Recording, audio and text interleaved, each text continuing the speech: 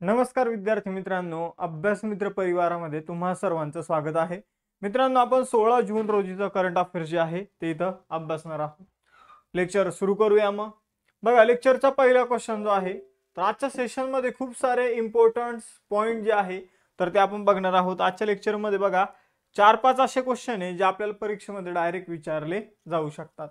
जसं की पहिला क्वेश्चन आहे, जागतिक लिंग भेद निर्देशांक जो आहे तर तो ग्लोबल जेंडर गॅप इंडेक्स असं त्याला इंग्रजीमध्ये म्हटलं जातं. तर 2025 मध्ये भारताचं स्थान काय आहे? तर जागतिक लिंग भेद निर्देशांक 2025 मध्ये भारताचं स्थान आहे 131. ग्लोबल जेंडर गॅप इंडेक्स मध्ये भारताचं स्थान काय आहे? 131 आहे. तर 148 देशांपैकी भारत जो आहे तो 131व्या क्रमांकावर येतो. मग आपण जर बघितलं भारताला 64.4% इतके गुण मिळालेले आहे. या अहवालामध्ये किंवा या अहवालाचा मुख्य उद्देश जगभरातील पुरुष आणि महिला यामध्ये संधी, संसाधने आणि सक्षमीकरण यामधील असमानता जी आहे तर त्यानुसार गुण दिले जातात आणि त्यानुसार रँकिंग ठरते. मग 148 देशांमध्ये आपण जो आहे तो 131वा आपला क्रमांक बघायला मिळतो. हा निर्देशांक कुणामार्फत देण्यात येतो? तर वर्ल्ड इकॉनॉमिक फोरम, ज्याला मराठीमध्ये जागतिक आर्थिक मंच म्हटलं तर वर्ल्ड इकॉनॉमिक फोरम लक्षात ठेवा. या निर्देशांकाची 19वी आवृत्ती आहे. आता सगळे महत्त्वाचे निर्देशांक जे आहेत तर ते रिवाइज करून घेऊया. बघा मित्रांनो, आपण जर बघितलं तर ह्युमन डेव्हलपमेंट इंडेक्स जो आहे तर त्यामध्ये भारताचं स्थान काय होतं? 130वं होतं. त्याचबरोबर जागतिक आनंद अहवाल जो आहे, हॅपीनेस इंडेक्स जो आहे, त्यामध्ये भारताचं स्थान 118वं आहे. फिनलँड पहिल्या क्रमांकावर आहे. जागतिक प्रेस स्वातंत्र्य निर्देशांक आहे 2025. हे सगळे 2025चेच निर्देशांक आहे. तर प्रेस फ्रीडम इंडेक्स जो आहे त्यामध्ये भारताचं स्थान 151 आहे. नॉर्वे जो आहे तो पहिल्या क्रमांकावर आहे. प्रमुख बंदरामध्ये कार्गो हाताळणीच्या बाबतीत पारद्वीप बंदर ओडिशाचं 1 नंबरला आहे. भारतीय रेल्वे स्थानक आणि सेवा इमारतींमध्ये सौर ऊर्जा स्थापनांमध्ये म्हणजे भारतीय रेल्वेची स्टेशन्स आणि इमारती तर यांच्यावर सौर पॅनल बसवण्यामध्ये राजस्थान राज्य पहिल्या क्रमांकावर आहे.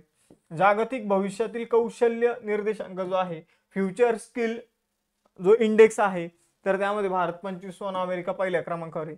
जागतिक दहशतवाद निर्देशांक भारत 14वा आणि बुर्किना फासो पहिल्या क्रमांकावर आहे. ग्लोबल फायर पॉवर इंडेक्स मध्ये अमेरिका पहिल्या क्रमांकावर, आपण जर बघितलं तर रशिया दुसऱ्या क्रमांकावर आणि चायना तिसऱ्या क्रमांकावर आणि भारत जो आहे तो 4थ्या क्रमांकावर आपल्याला बघायला मिळतो. भ्रष्टाचार धारणा निर्देशांकामध्ये भारत 96व्या क्रमांकावर आहे आणि डेन्मार्क पहिल्या क्रमांकावर. मुक्त भाषण निर्देशांकामध्ये भारत 24वा क्रमांक, नॉर्वे पहिला क्रमांक. स्टॅनफोर्ड AI इंडेक्स मध्ये भारत 7वा क्रमांक आणि US आपण जर बघितलं पहिल्या क्रमांकावर आहे. आणि आता रिसेंट जो निर्देशांक होता हवामान बदल कामगिरी निर्देशांकामध्ये भारत 10व्या क्रमांकावर आहे तर डेन्मार्क पहिल्या क्रमांकावर आहे. पुढे जाऊया. बघा मित्रांनो, ILO स्टॅट नुसार भारतातील सामाजिक सुरक्षा कव्हर 2025 मध्ये 2015 मध्ये 19% 2025 मध्ये किती टक्के वाढण्याचा अंदाज आहे? पहिली गोष्ट तर ही समजून घेऊया, सामाजिक सुरक्षा कव्हर म्हणजे सोशल प्रोटेक्शन कव्हरेज म्हणजे नेमकं काय असतं. तर बघा मित्रांनो, आपण जर बघितलं तर ज्या व्यक्तीला अन्न, वस्त्र आणि निवारा या तिन्ही गोष्टी मिळतात तर त्याला म्हटलं तर सामाजिक सुरक्षा कव्हर किंवा सोशल प्रोटेक्शन कव्हरेज. मग आपण जर बघितलं 2015 मध्ये आपल्या देशातील 19% व्यक्तींना काय होतं तर सोशल प्रोटेक्शन होतं, म्हणजे अन्न, वस्त्र, निवारा जे आहे या तिन्ही गोष्टी जर बघितलं तर 19% लोकांना प्रॉपर मिळत होत्या. आता त्या वाढून कितीवर गेलेल्या आहे तर त्याचं प्रमाण वाढून 64.3% वर गेलेलं आहे. तर सोशल जर आपण बघितलं सोशल प्रोटेक्शन कव्हरेज जे आहे ते आपल्या देशामध्ये जर बघितलं तर 64% वर गेलेलं आहे. यामध्ये अजून काही गोष्टी ऍड होत्या पण बेसिक गोष्टी मी तुम्हाला सांगितलेल्या अन्न, वस्त्र, निवारा तर हे 19% वरून 64% वर आलेलं आहे. तर इंटरनॅशनल लेबर ऑर्गनायझेशनने जे काही स्टॅट दिलेले आहे तर त्यानुसार ही आकडेवारी आपल्याला बघायला मिळते. तर भारतात सामाजिक सुरक्षाची जी काही व्याप्ती आहे तर ती दिवसेंदिवस वाढत चाललेली आहे हे आपल्याला यावरून लक्षात येतं. जवळपास 94 कोटी लोक जे आहे तर त्यांना सामाजिक सुरक्षा कव्हर जे आहे ते मिळालं आहे असं आपण म्हणू शकतो. पुढे जाऊया. भारत आणि कोणत्या देशादरम्यान शक्ती 2025 या संयुक्त लष्करी सरावाची 8वी आवृत्ती आयोजित करण्यात आली. तर शक्ती 2025 हा संयुक्त लष्करी सराव भारत आणि फ्रान्समध्ये आयोजित केला जाणार आहे. तर शक्ती हा भारत आणि फ्रान्सचा युद्ध सराव आहे. याचं आयोजन आता होणार आहे, म्हणजे जवळपास परवा दिवशीपासून 18 जून पासून ते 1 जुलै पर्यंत हा युद्ध सराव जो आहे तो ला कॅव्हेलेरी फ्रान्समध्ये 8वा शक्ती नावाचा युद्ध सराव जो आहे त्याचं आयोजन होईल. आपण जर बघितलं तर द्विवार्षिक सराव आहे, म्हणजे दर 2 वर्षांनी होतो. 2011 मध्ये हा सुरू झाला होता. द्विवार्षिक आहे त्यामुळे प्रश्न विचारण्याचे इथं प्रमाण सुद्धा जास्त आहे, प्रश्न विचारण्याचे चान्सेस सुद्धा जास्त आहे. यावर्षी होते म्हणजे यावर्षी आपल्याला यावर प्रश्न विचारला जाऊ शकतो. तर लष्कराचा सराव आहे, लक्षात ठेवा. पुढे जाऊया आपण. भारत आणि कोणत्या देशाच्या विशेष दलांमध्ये पहिला संयुक्त लष्करी सराव टायगर क्लॉ जो आहे 2025 तर तो आयोजित करण्यात आलेला आहे. तर भारत आणि अमेरिकेमध्ये ऑलरेडी काही युद्ध सराव होता, जसं की युद्ध अभ्यास नावाचा युद्ध सराव होतो. मलबार नावाचा युद्ध सराव भारत आणि अमेरिकेमध्ये होतो. एक्स टायगर ट्रायम्फ नावाचा युद्ध सराव भारत आणि अमेरिकेमध्ये होतो. मी लिहूनच देतो, युद्ध अभ्यास, त्यानंतर एक्स टायगर ट्रायम्फ, त्यानंतर जर बघितलं तर मलबार. त्याचबरोबर जर बघितलं तर चौथा युद्ध सराव इथं ऍड करा, तो म्हणजे जे काही लष्कराचे आपण म्हणूया विशेष कमांडो जे असतात, विशेष दल जे असतात, तर त्यांचा हा युद्ध सराव आहे. आपण जर बघितलं तर टायगर क्लॉ आता भारत आणि अमेरिकेचा युद्ध सराव असणार आहे, युएसएचा युद्ध सराव असणार आहे. ऑप्शन क्रमांक 4 जे आहे याचं उत्तर असेल. बघा मित्रांनो, 26 मे ते 10 जून या दरम्यान हा युद्ध सराव जो आहे तो यशस्वीरित्या पार पडलेला आहे. तर लक्षात ठेवायचं, हा युद्ध सराव अलीकडेच झालेला आहे. भारतीय हवाई दलाचे विशेष दल गरुड आणि अमेरिकन हवाई दलाचे जे काही विशेष दल आहे यांनी यामध्ये सहभाग घेतला होता.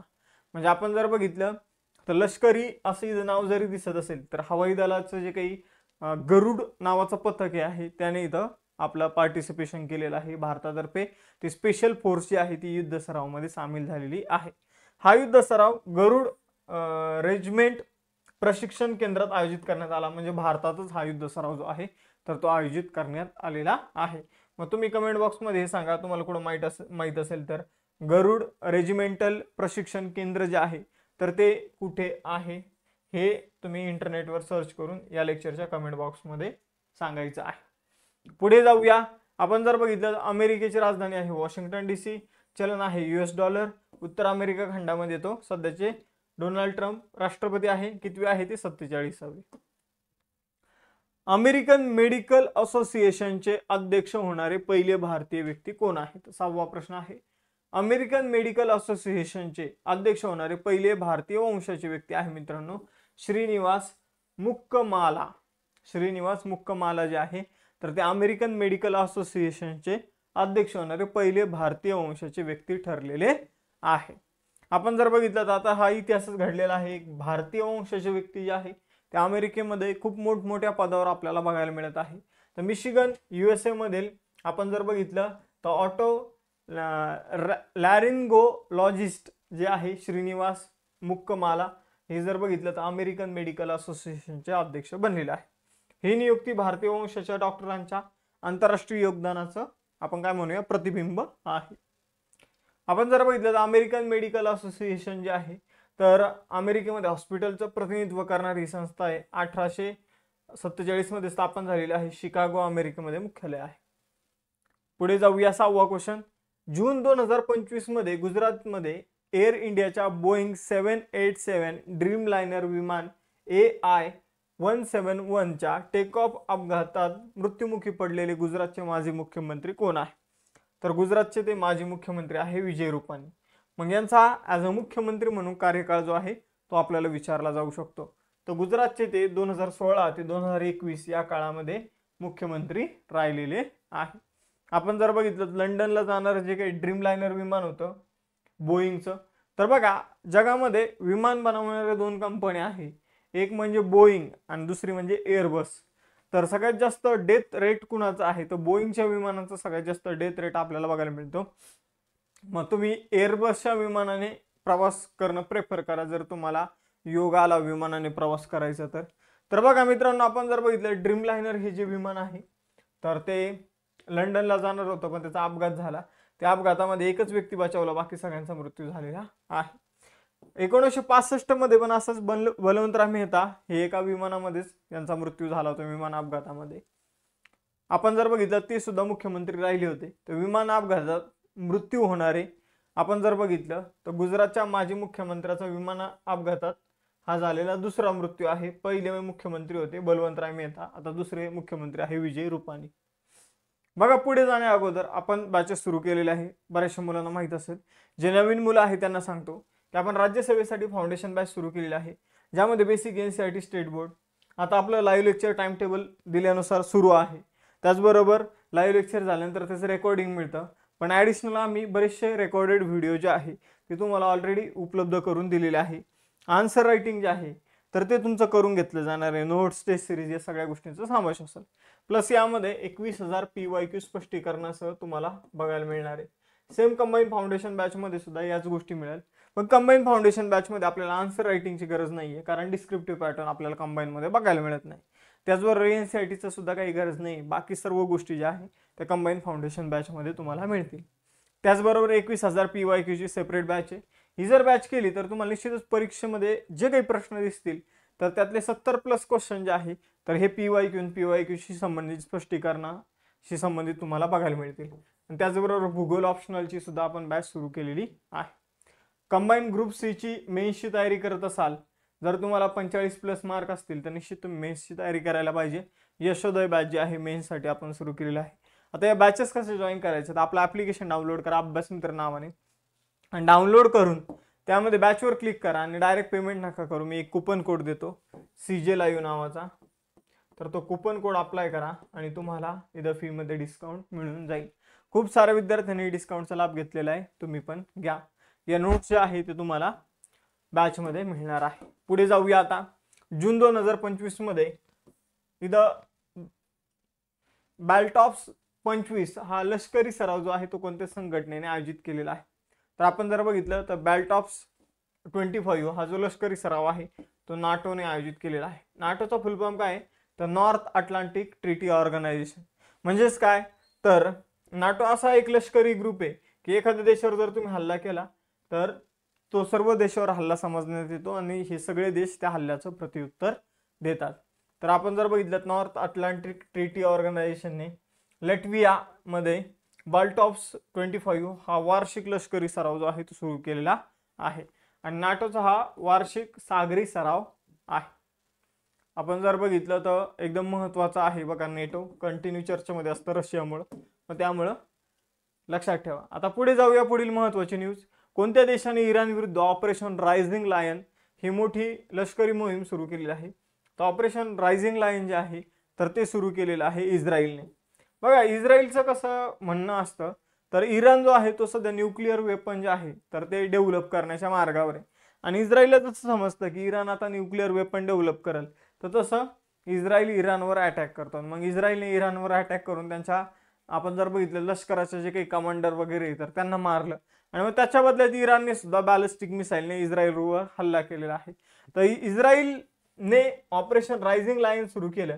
तर इराणने कोणतं मिशन सुरू केलं, तर इराणने एक मिशन सुरू केलेलं, ते शेवटी 3 आहे. मी तुम्हाला फक्त आयडिया देऊन ठेवतो, तुम्ही जाऊन सर्च करा गुगलवर की इराणचं मिशन कोणतं आहे आणि कमेंट बॉक्समध्ये येऊन टाईप करा, किंवा स्वतःच्या माहितीसाठी तरी असू द्या. आता मी ह्या सगळ्या गोष्टी इथं का सांगत नाही, कारण तुमची पण रिस्पॉन्सिबिलिटी आहे. कधी कधी सगळा अभ्यास जो आहे तो स्पून फिडिंग होतं आणि त्यामुळे परीक्षेमध्ये कधी कधी मार्क मिळत नाही, कारण सगळी सवय लागून जाते तुम्हाला आहे ती की सर सांगणार आहे सगळ्या गोष्टी, पण तुम्ही जी काही शोधक बुद्धी आहे ती कुठेतरी कमी होऊन जाते. मग त्यासाठी सर्च करायचं आहे की बाबा इस्रायलने ऑपरेशन रायझिंग लाईन सुरू केलं इराणच्या विरोधात, तर इराणने कोणतं ऑपरेशन सुरू केलेलं आहे इस्रायलच्या विरोधात हे तुम्हाला सर्च करायचं आहे. पुढे जाऊया. बघा मित्रांनो, आपण जर बघितलं तर इस्रायली पंतप्रधान बेंजामिन नेतन्याहू यांच्या नेतृत्वाखाली ऑपरेशन सुरू करण्यात आलेलं आहे. इराणचा जो काही ॲटॉमिक एनर्जीचा जो काही आपण म्हणूया कार्यक्रम जो आहे, अणुऊर्जाचा जो काही ठिकाण आहे तर त्याला उद्ध्वस्त करण्यासाठी हे ऑपरेशन जे आहे ते सुरू करण्यात आलेलं आहे. पुढे जाऊया. जून 2025 मध्ये कर्नाटकच्या मुख्यमंत्री सिद्धरामय्या यांनी सौर ऊर्जेवर कृषी पंप चालवण्यासाठी कुसुम सी प्रकल्पचे उद्घाटन कुठे केले, तर कुसुम सी प्रकल्पाचं उद्घाटन जे आहे ते चिक्कबल्लापूर या ठिकाणी करण्यात आलं. तर बघा आपण जर बघितलं सौर ऊर्जेवर चालणारे जे काही प्रकल्प आहे तर त्यासाठी कुसुम नावाचा प्रकल्प जो आहे तो कर्नाटक सरकारने सुरू केलेला आहे. मुख्यमंत्री सिद्धरामय्या यांनी चिक्कबल्लापूर इथून या प्रकल्पाचं उद्घाटन केलं. मग या प्रकल्पामध्ये सरकार जे आहे राज्य सरकार प्लस केंद्र सरकार हे अनुदान देणार आहे शेतकऱ्यांना. आणि मग तुम्ही सौर प्रकल्प जो आहे तो तुमच्या विहिरीवर बसवा आणि त्याद्वारे दिवसा तुम्ही काय करा तर शेतामध्ये पाणी भरा. ठीक आहे, तर अशा प्रकारचा हा उपक्रम आहे. तर PM कुसुम सी प्रकल्प जो आहे या अंतर्गत राज्य सरकार 50% अनुदान देणार आहे. जर तुम्ही तो सौर पंप घेतला तर केंद्र सरकार 30% अनुदान देईल आणि उर्वरित अनुदान जे आहे उर्वरित रक्कम जी आहे ती शेतकऱ्यांना द्यावी लागणार आहे. मोस्ट इम्पॉर्टंट लक्षात ठेवायचे. पुढे जाऊया. जून 2025 मध्ये गिफ्ट नावाची सिटी गुजरातमध्ये लक्षात ठेवा. तर गिफ्ट IFSC येथे ग्रीन बॉन्ड लॉन्च करणारी पहिली परदेशी बँक कोणती बनलेली आहे. तर गिफ्ट सिटीमध्ये ग्रीन बॉन्ड जो आहे तो DFCC बँक जी श्रीलंकेची आहे तर तिने जारी केलेला आहे. आपण जर बघितलं तर गिफ्ट सिटीचा फुल फॉर्म काय आहे तर Gujarat international financial tech city. मग आपण जर बघितलं तर DFCC बँक जी आहे तर तिने या गिफ्ट सिटीमध्ये ग्रीन बॉन्ड लॉन्च केलेले आहे. म्हणजे ग्रीन बॉन्ड म्हणजे काय तर तिने असे पेपर्स तुम्हाला देईल ही. ठीक आहे, ही जी काही DFCC बँक आहे ती तुम्हाला पेपर्स देईल. त्या पेपर्सच्या बदले तुम्ही काय द्यायचे त्यांना पैसे द्यायचे. मग समजून घ्या की एक पेपर 100 रुपयाला असेल तर ही DFCC म्हणाल की तुम्ही 5 वर्षानंतर परत या, आम्ही तुमच्या 100 रुपयाच्या बदले तुम्हाला 120 रुपये देऊ.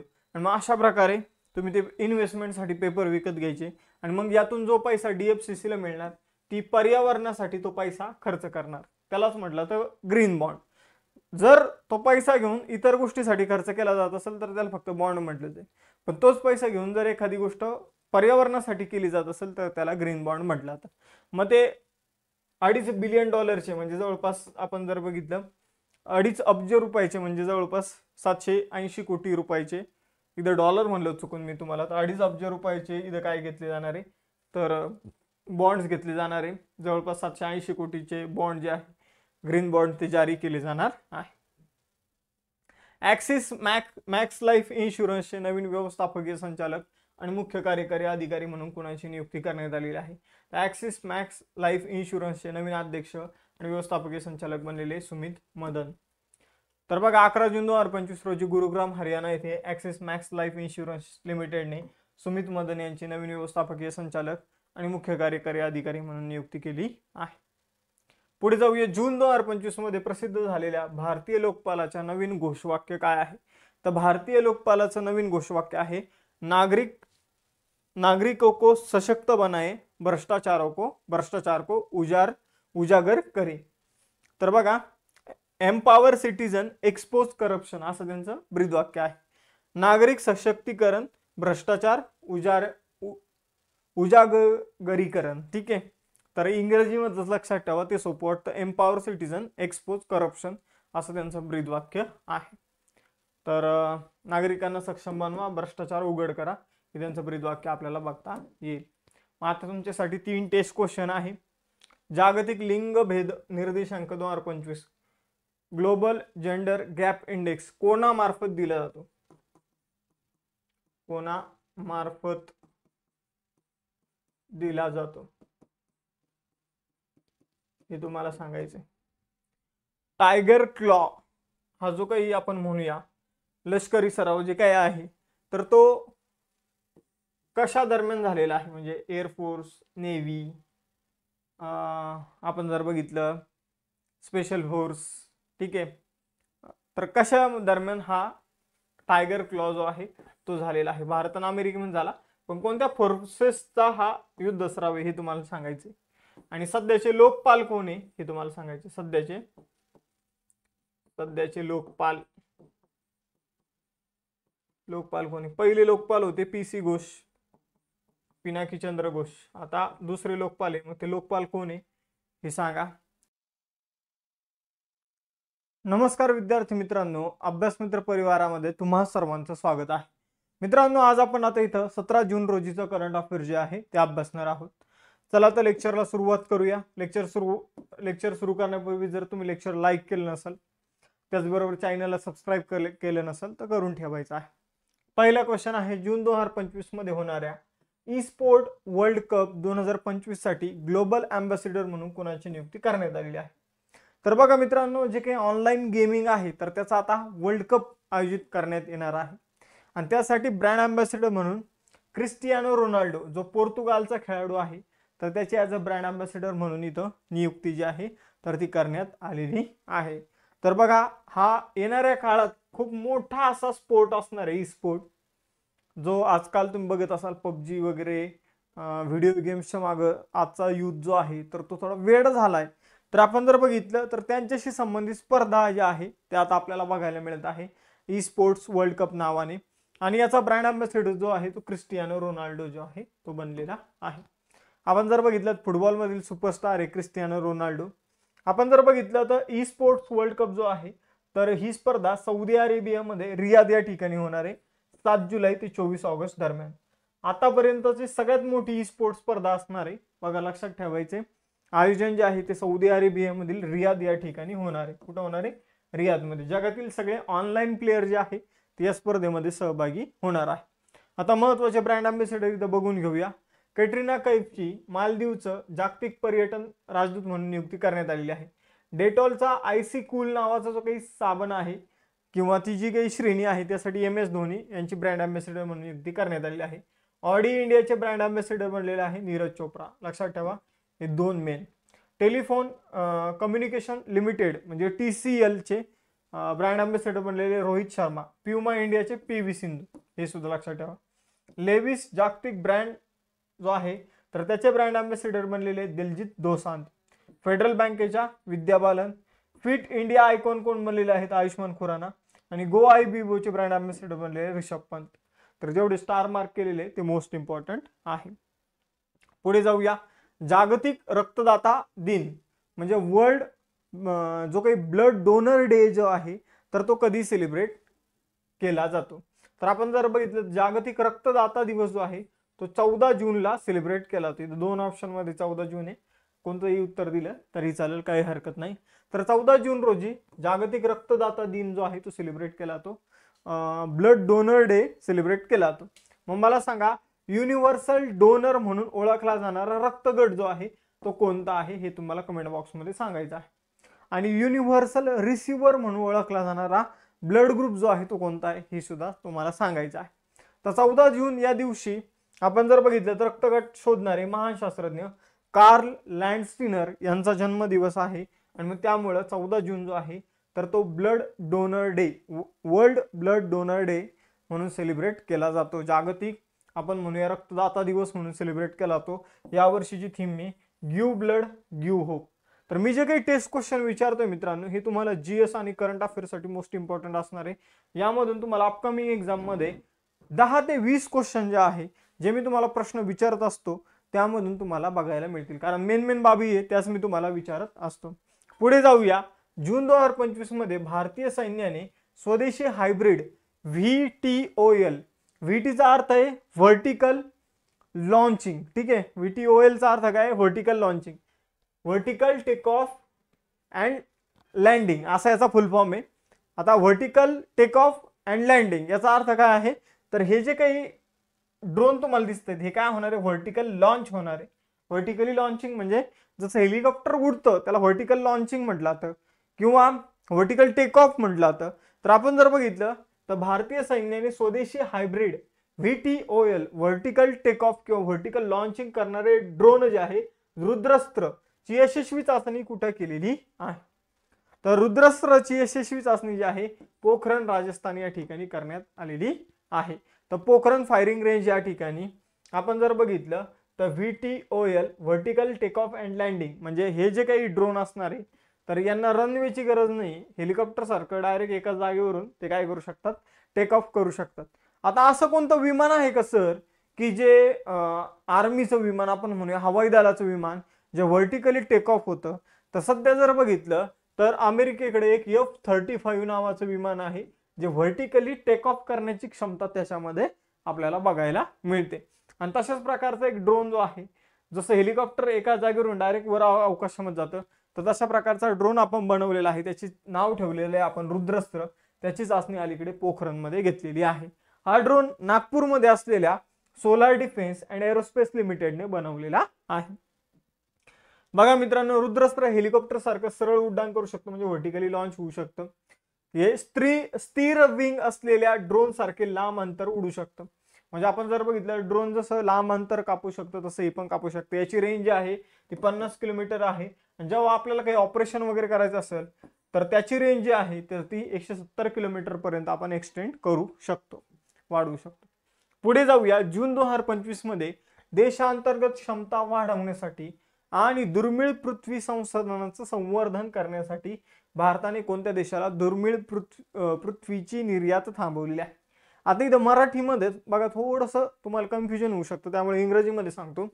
बघा, आपण जर बघितलं देशाच्या आतमध्ये जे काही रेअर अर्थ मिनरल्स जे आहे, ठीक आहे, रेअर अर्थ मिनरल्स जे आहे तर त्याची क्षमता देशाच्या आतमध्ये वाढवण्यासाठी आणि त्याला साठवण्यासाठी, त्याचं संवर्धन करण्यासाठी आपण कोणत्या देशाला रेअर अर्थ मिनरल्सची जी काही निर्यात जी आहे ती थांबवलेली आहे. आपल्या देशामध्ये बघा मित्रांनो रेअर अर्थ मिनरल सापडतात, ठीक आहे ना. आपण ते निर्यात सुद्धा करतो. कुणाला करतो? तर जपानला करतो. मग आपण जपानला त्याची निर्यात अचानक थांबवलेली आहे.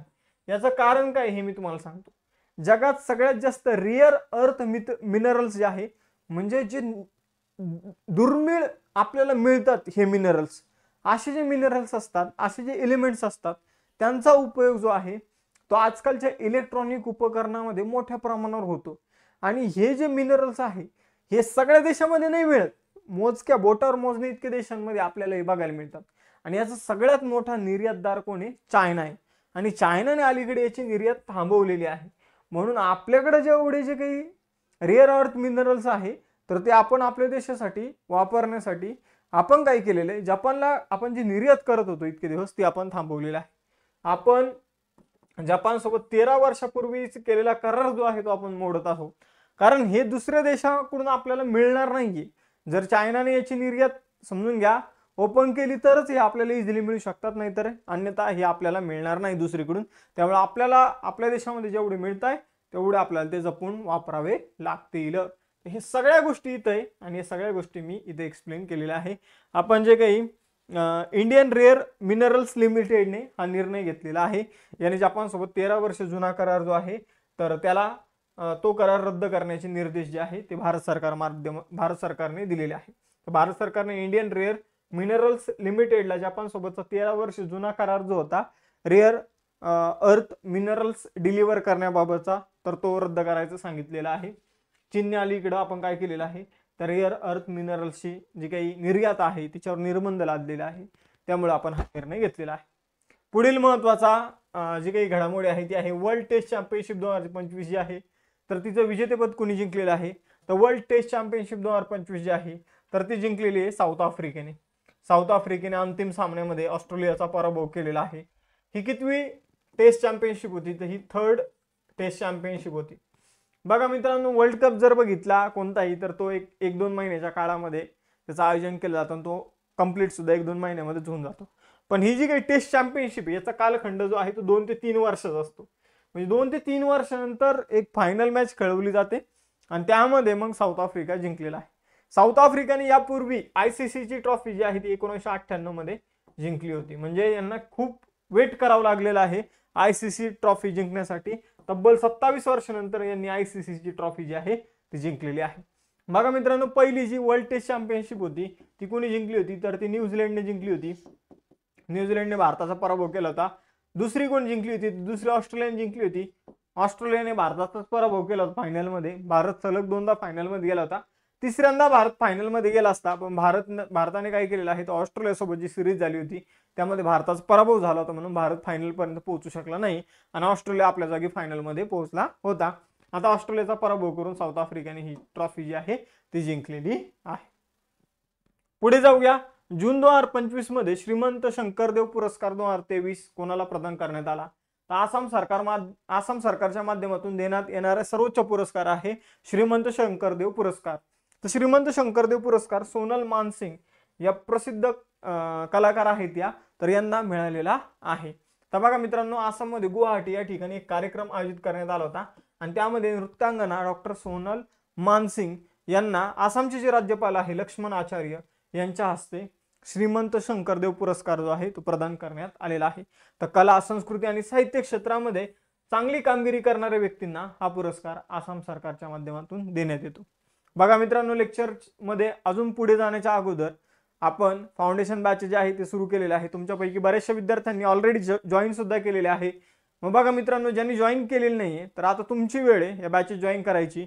बघा, राज्यसेवेची तयारी करत असाल तर राज्यसेवेची फाउंडेशन बॅच आहे, अगदी basic NCERT state board answer writing यामध्ये तुम्हाला बघायला मिळेल। ॲडव्हान्स मध्ये प्रत्येक विषयानुसार लेक्चर बघायला मिळतील, टेस्ट सिरीज बघायला मिळेल। सेम कंबाईनची सुद्धा आपण फाउंडेशन बॅच सुरू केलेली आहे। स्टेट बोर्डचे basic lecture, test series, live lecture, recorded lecture, notes या सगळ्या गोष्टी तुम्हाला कंबाईन मध्ये बघायला मिळेल। प्लस या दोन्ही बॅच मध्ये आपण 21,000 प्लस PYQ चे सेशन जे आहे ते लाईव्ह स्वरूपात घेणार आहोत। काही मुलांचा प्रश्न आहे की सर आता राज्यसेवेची 2025 ची जी परीक्षा आहे ती डिस्क्रिप्टिव्ह होणार आहे, पण त्या डिस्क्रिप्टिव्ह पॅटर्न पर्यंत पोहोचण्यासाठी म्हणजे मेन्स पर्यंत पोहोचण्यासाठी आपल्याला प्रिलिमला टॅकल करायचं बरोबर। मग प्रिलिम जर पास करायची असेल, प्रिलिम मध्ये जर चांगला मार्क मिळवायचा असेल तर 21,000 PYQ जे आहे ते तुम्हाला योग्य तो रस्ता मेन्स पर्यंत दाखवण्याचं काम करणार आहे। तर बघा, याची सेपरेट बॅच सुद्धा आहे, ती सुद्धा तुम्ही जॉईन करू शकता। त्याचबरोबर बघा मित्रांनो, MPSCची ऑप्शनलची बॅच हर्षले मॅडमने सुरू केलेली आहे भूगोल विषयाची, ती तुम्ही जॉईन करू शकता। आणि ग्रुप सी ची आता परीक्षा झालेली आहे, तर त्याच्या मेन्सची जर तुम्ही तयारी करत असाल तर त्यासाठी आपण यशोदय बॅच सुरू केलेली आहे, ही तुम्ही जॉईन करू शकता। मग कोणतीही बॅच जॉईन करायची असेल तर अभ्यास मित्र नावाचं ऍप्लिकेशन डाउनलोड करा। अभ्यास या नावाने खूप सारे ऍप्लिकेशन अलीकडे तयार झालेले आहे। ओरिजिनल अभ्यास मित्र आहे ते डाउनलोड करा। ते डाउनलोड केल्यानंतर ऍप्लिकेशन ओपन करा आणि तुम्हाला जी बॅच जॉईन करायची त्यावर क्लिक करा। पण डायरेक्ट पेमेंट नका करू, खाली स्क्रोल करा आणि have a coupon code apply here नावाचा ऑप्शन दिसेल, तर तिथे तुम्ही CJ लाईव्ह नावाचं कुपन कोड जे आहे ते टाका। तुम्हाला तुमच्या आवडत्या शिक्षकाचं कुपन कोड यूज करायचं असेल ते देखील तुम्ही इथं करू शकता। बघा, मग फी आपोआपच इथं कमी होऊन जाईल कुपन कोड जसं तुम्ही अप्लाय कराल। आपला एक स्पेसिफिक टाइम टेबल देऊन आम्ही लेक्चर घेतो, तर त्यामुळे कसं होतं तुमच्या सुद्धा अभ्यासात सातत्य असतं आणि त्याचा तुम्हाला फायदा होतो। आणि त्याचबरोबर अभ्यास मित्राच्या नोट्स आहे त्या तुम्हाला अभ्यासामध्ये मदत करणार आहे।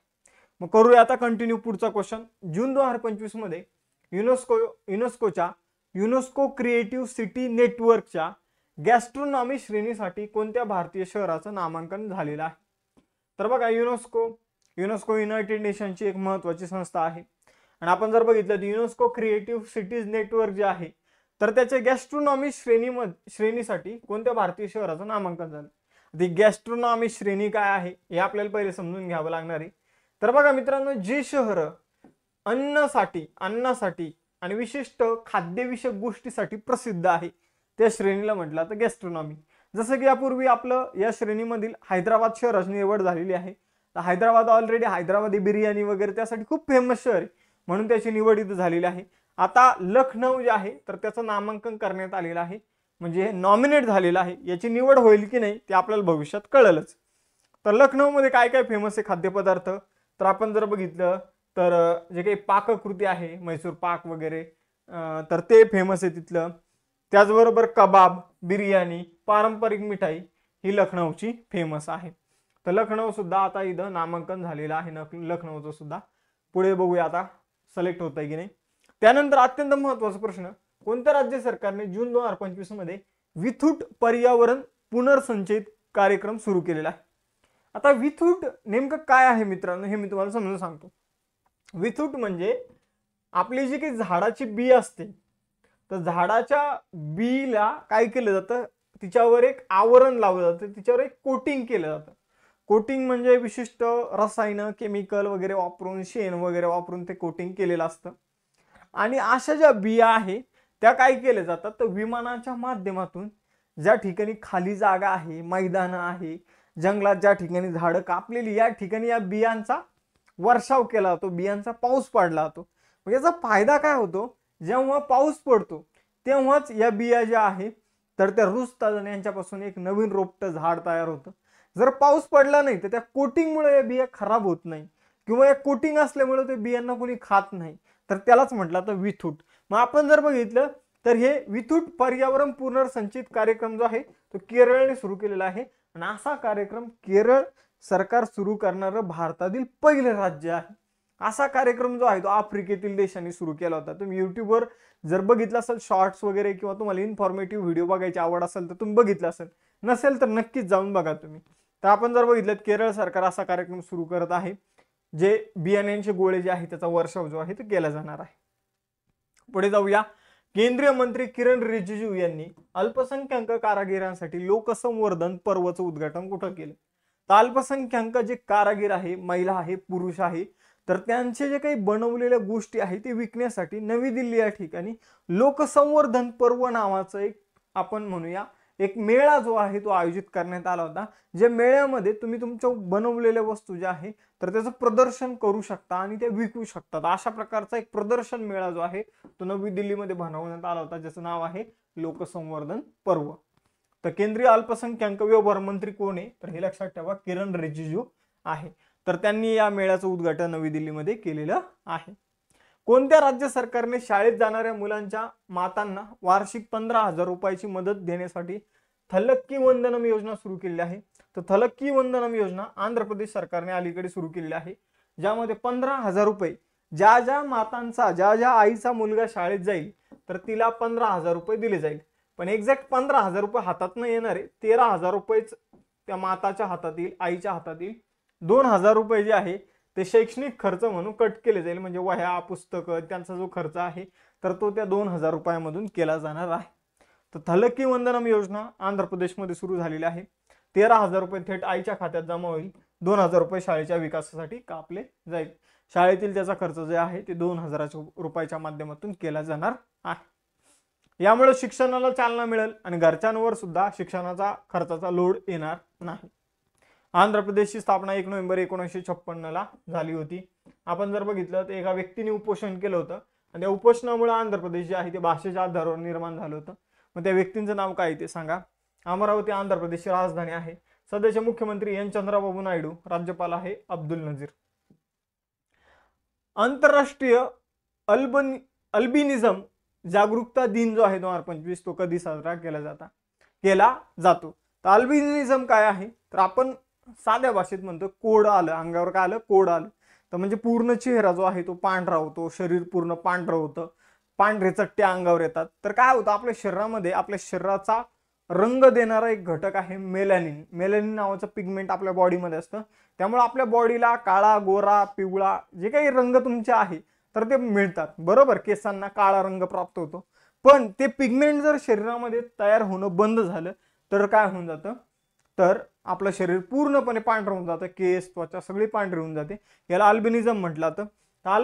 अल्बिनिझम बाबत जागरूकता पसरवण्यासाठी किंवा ज्यांना हा आजार झालेला आहे तर ते आपल्यापासून वेगळे दिसतात म्हणून काही लोक त्यांच्याशी वेगळे राहतात, भेदभाव करतात, टच करत नाही, की तुम्हाला पण होऊ शकतो. जर टचचा आणि त्याचा काही संबंध नसतो बघा. तर 13 जून जो आहे तो जागरूकता दिवस म्हणून सेलिब्रेट केला जातो अल्बिनिझम. याची थीम आहे demand our rights, protect our skin, protect our lives. पुढे जाऊया. पीक देखरेख आणि विमा भरपाई प्रक्रिया पारदर्शक करण्यासाठी केंद्रीय मंत्री नरेंद्र तोमर यांनी क्रोपिक योजना जी आहे ती कुठे सुरू केली? तर क्रोपिक योजना नवी दिल्ली या ठिकाणी सुरू करण्यात आलेली आहे केंद्रीय मंत्री नरेंद्र सिंह तोमर यांच्या माध्यमातून. तर क्रोपिकचा अर्थ आहे collection of real time observation and photos of crops. तर शेतकऱ्यांचे जे काही समजून घ्या, पावसामुळे मालाचं नुकसान झालं तर नुकसान भरपाई मिळवण्यासाठी शेतकरी काय करू शकतात? या ॲप्लिकेशनच्या माध्यमातून, या प्लॅटफॉर्मच्या माध्यमातून काय करू शकतात? या योजनेच्या माध्यमातून फोटो दाखवून आपली जी काही नुकसान भरपाई जी आहे तर ती मिळू शकतात. पीक देखरेख आणि विमा भरपाई प्रक्रिया पारदर्शक करण्यासाठी एक क्रोपिक नावाची योजना जी आहे ती सुरू करण्यात आलेली आहे. बघा मित्रांनो, आता टेस्ट क्वेश्चन तुमच्यासाठी.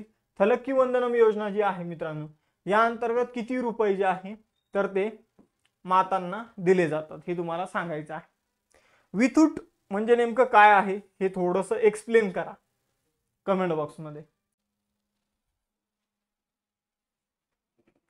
नमस्कार विद्यार्थी मित्रांनो, कसे आहात तुम्ही? तुम्हा सर्वांचं अभ्यास मित्र परिवारामध्ये खूप खूप स्वागत आहे. मित्रांनो, आज आपण 8 जून रोजीचं करंट अफेअर्सचं इथं अभ्यास करणार आहोत.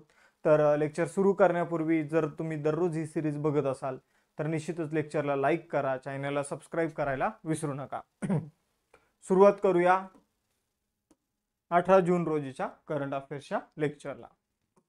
बघा, कोणत्या देशाने जून 2025 मध्ये पंतप्रधान नरेंद्र मोदी यांना त्यांचा सर्वोच्च नागरी सन्मान grand cross of the order of Makarios 3 प्रदान केलेला आहे?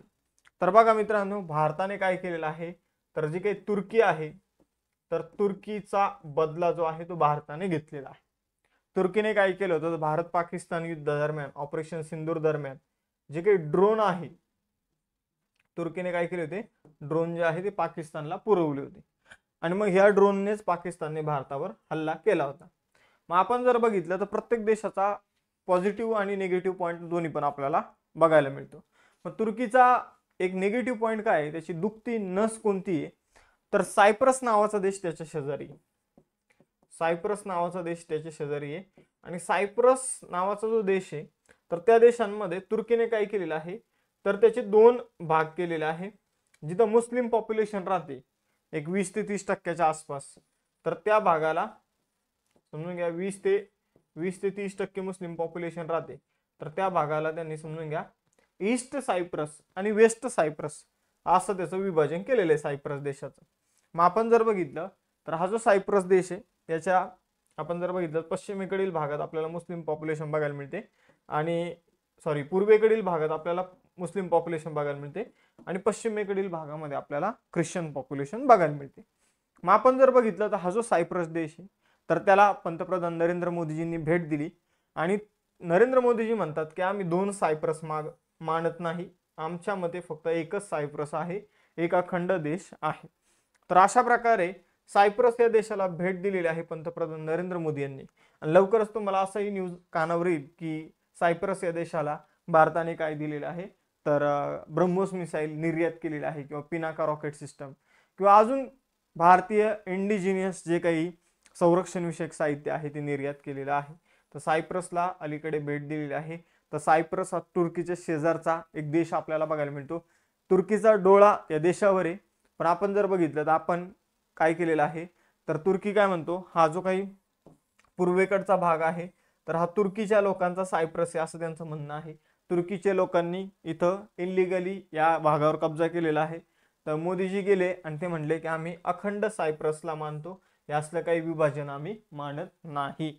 तर सायप्रसने पंतप्रधान नरेंद्र मोदी यांना grand cross of the order of Makarios 3 पुरस्कार जो आहे तो दिलेला आहे.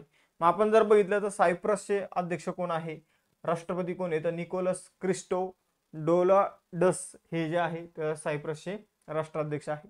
गेले 23 वर्षात सायप्रसला भेट देणारे पहिले भारतीय पंतप्रधान जे आहे ते नरेंद्र मोदीजी ठरलेले आहे. पुढे जाऊया. पंतप्रधान नरेंद्र मोदी यांना मिळालेले जे काही पुरस्कार आहे 2023 पासूनचे ते सगळे एकदा मी तुम्हाला रिवाइज करून देतो. The grand companion of the order of Logohu पुरस्कार पापुआ न्यू गिनीने 2023 मध्ये मोदीजींना दिला. ऑर्डर ऑफ द नाईल इजिप्तने दिलेला आहे 2023 मध्ये.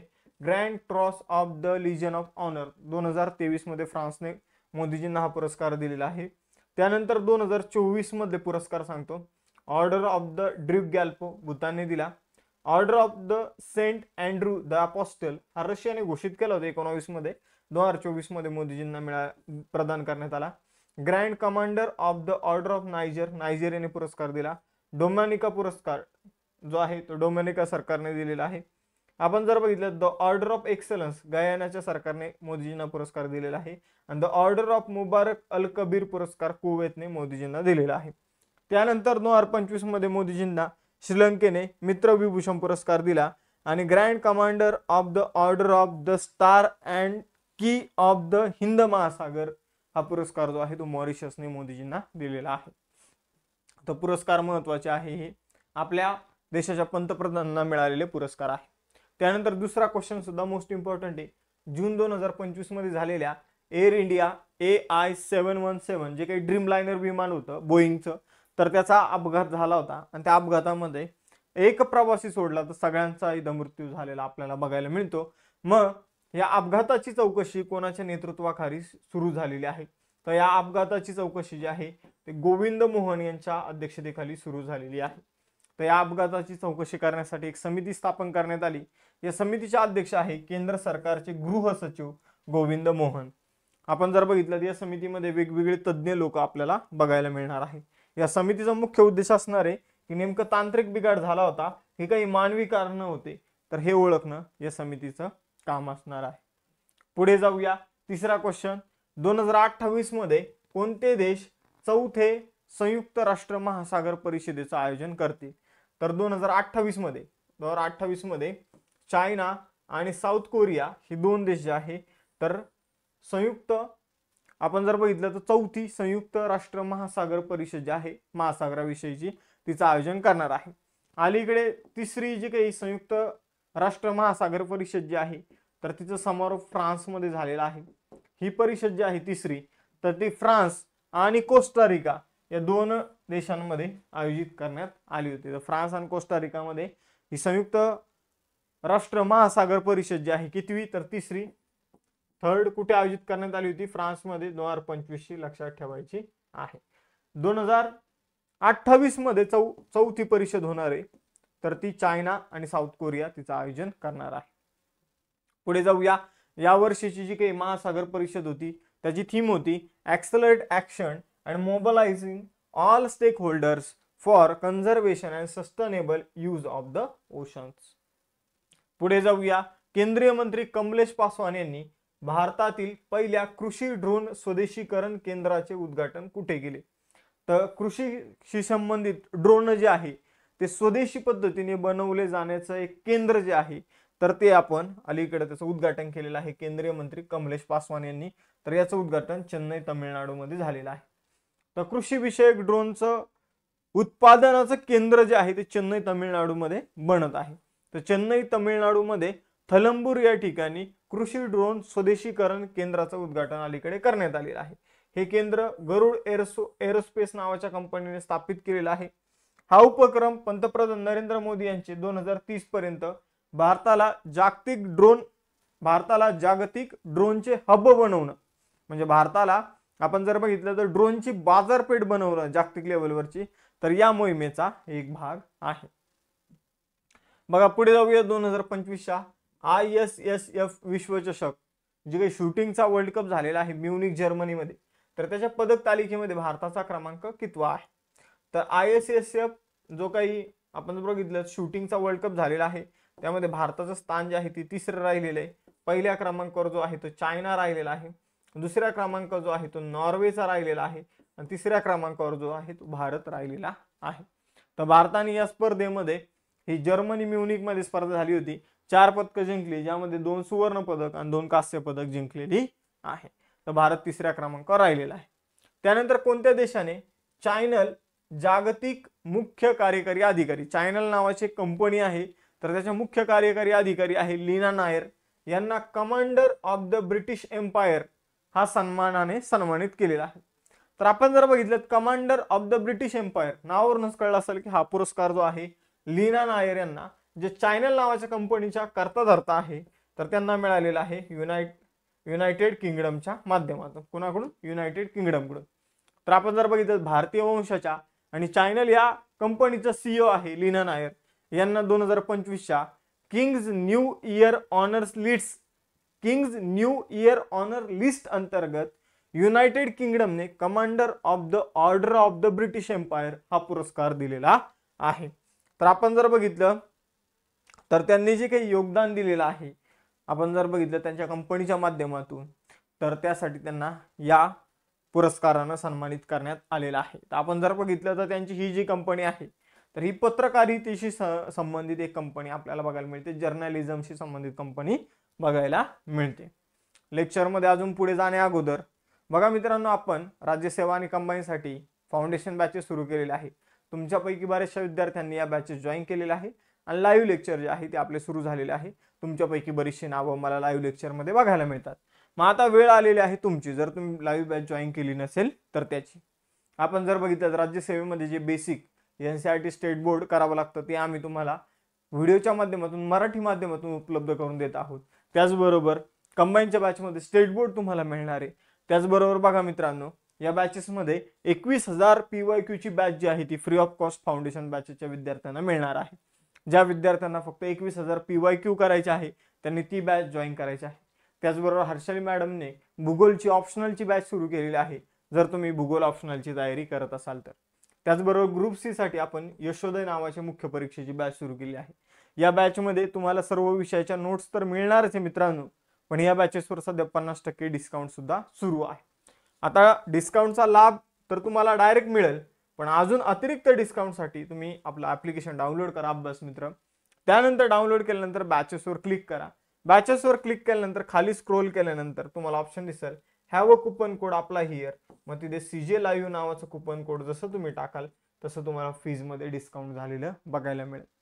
आपण जर बघितलं तर आपल्या बॅचेसमध्ये लेक्चर एक स्पेसिफिक टाइम टेबल दिला जातो प्रत्येक महिन्याचा, आणि त्यानुसार लेक्चर होतात। मग तुम्ही इथं स्पेसिफिक टाइम टेबल जो आहे तो बघू शकता।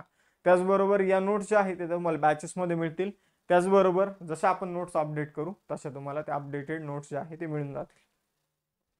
बघा पुढचा क्वेश्चन जो आहे तो आहे जून 2025 मध्ये 10.5% वाढीनंतर भारतातील पवन ऊर्जेची क्षमता किती असेल।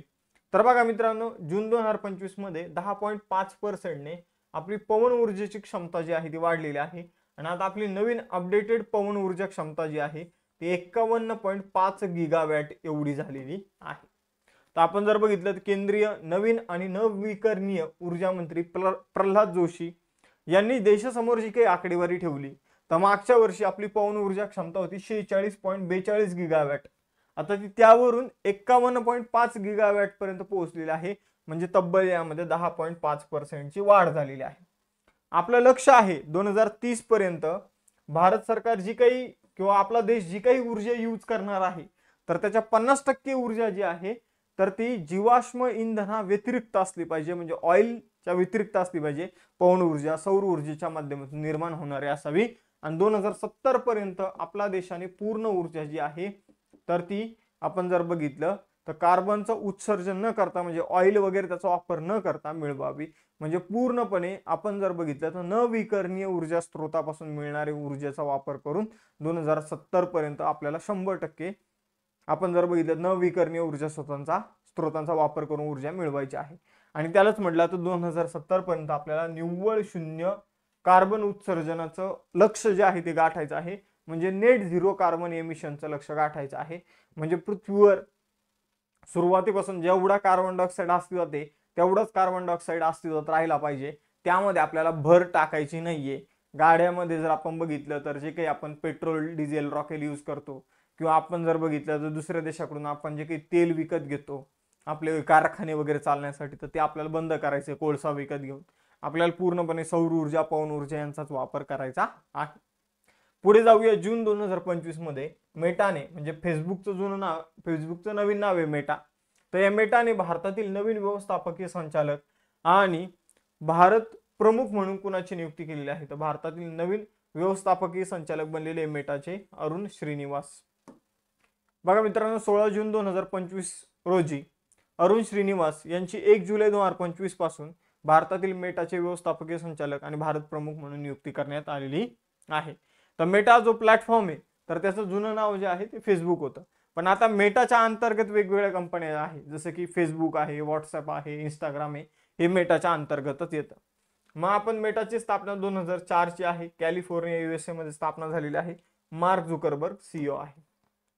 पुढचा क्वेश्चन आहे, जून 2025 मध्ये कोणत्या देशाला ब्रिक्स गटात भागीदार देश म्हणून अधिकृतपणे स्वीकारण्यात आलेला आहे, तर ब्रिक्स मध्ये भागीदार देश म्हणून व्हिएतनामला अलीकडे स्वीकारण्यात आलेलं आहे। ज्या देशाला भागीदार बनवण्यात येतं त्या देशाला ब्रिक्सच्या परिषदांमध्ये चर्चा करण्याचा अधिकार जो आहे तो प्राप्त होऊन जातो। तर आपण जर बघितलं भागीदार बनणं ही खूप मोठी गोष्ट आहे। आपण जर बघितलं तर ब्राझीलमध्ये जी काही 2025 मध्ये ब्रिक्स परिषद कुठे झालेली आहे, तर ब्राझीलमध्ये झालेली आहे। 2025 साठीचा ब्रिक्सचा अध्यक्ष कोण आहे, तर ब्राझील आहे। तर ब्राझीलच्या परिषदेमध्ये व्हिएतनामला जो भागीदार म्हणून मान्यता जी आहे ती मिळालेली आहे, लक्षात ठेवायचे। आपण जर बघितलं तर ब्रिक्स हा देश 10 देशांचा गट आहे। संस्थापक देश जे आहे ते 5 होते, Brazil, Russia, India, China, south Africa. सुरुवातीला हा गट जो आहे तो ब्रिक म्हणून स्थापन झाला होता, साऊथ आफ्रिका ऍड झाल्यानंतर तो बनला ब्रिक्स। मग आपण जर बघितलं तर स्थापना जी आहे ती 2006 ची आहे, पहिली परिषद 2009 मध्ये झाली होती, शांघाई चीनमध्ये मुख्यालय आहे। अलीकडे 5 नवीन सदस्य जे आहे ते ऍड झालेले। मग ते लक्षात कसं ठेवायचं, ते ई नाव लक्षात ठेवायचं। E for Egypt, E for Ethiopia, E for Iran, E for Indonesia, आणि शेवटचं आहे सौदी अरेबिया। ठीक आहे, आपण जर बघितलं तर संयुक्त अरब अमिरात, सौदी अरेबिया नाही, संयुक्त अरब अमिरात, UAE, यामध्ये पण शेवटी काय येतं, ई येतं, UAE. तर आपण जर बघितलं तर आता यामध्ये भागीदार म्हणून व्हिएतनाम सुद्धा ऍड झालेला आहे. काल आपण इस्रायलने इराण विरुद्ध कोणतं ऑपरेशन सुरू केलं होतं यावर क्वेश्चन बघितला होता आणि मी तुम्हाला प्रश्न विचारला होता की इराणने मग त्याचे प्रत्युत्तर म्हणून कोणतं ऑपरेशन सुरू केलं. तर तोच हा प्रश्न इथं तुम्हाला बघायला मिळेल. इस्रायलच्या ऑपरेशन रायझिंग लायनला प्रत्युत्तर म्हणून कोणत्या देशाने ऑपरेशन ट्रू प्रॉमिस 3 सुरू केलेलं आहे. तर ऑपरेशन ट्रू प्रॉमिस 3 जे आहे ते इराणने सुरू केलेलं आहे. इराणने या ऑपरेशन अंतर्गत इस्रायलवर मोठ्या प्रमाणावर बॅलिस्टिक मिसाईलचा मारा केलेला आहे. अलीकडची न्यूज अशी आहे की इराणने इस्रायलमधील मुसादचं जे काही त्यांची गुप्तहेर संघटना आहे तर तिचे हेडक्वार्टर उडवलेलं आहे. तर आपण जर बघितलं ऑपरेशन ट्रू प्रॉमिस 3 जे आहे ते इराणचं आहे. 13 जून 2025 रोजी इस्रायलने ऑपरेशन रायझिंग लायन नावाने मोठं ऑपरेशन इराण विरुद्ध सुरू केलं. इराणचे जे काही अणुबॉम्ब बनवण्याचे जे काही स्थळ आहे तर ते उडवले. लष्कराची जे काही आपण म्हणूया ठिकाणं जी आहे ती उडवली आणि त्याला प्रत्युत्तर म्हणून इराणने, आपण जर बघितलं तर इराणी रिव्होल्युशनरी गार्ड्स त्यांच्या आर्मीचं नाव आहे एक, तर त्यांनी ऑपरेशन ट्रू प्रॉमिस 3 जे आहे ते सुरू केलेलं आहे आणि यामध्ये इस्रायल मधील अनेक व्यक्तींचा मृत्यू झालेला आहे आणि त्याचबरोबर बरेचसे लोक, 200हून अधिक लोक जखमी झालेले आहे.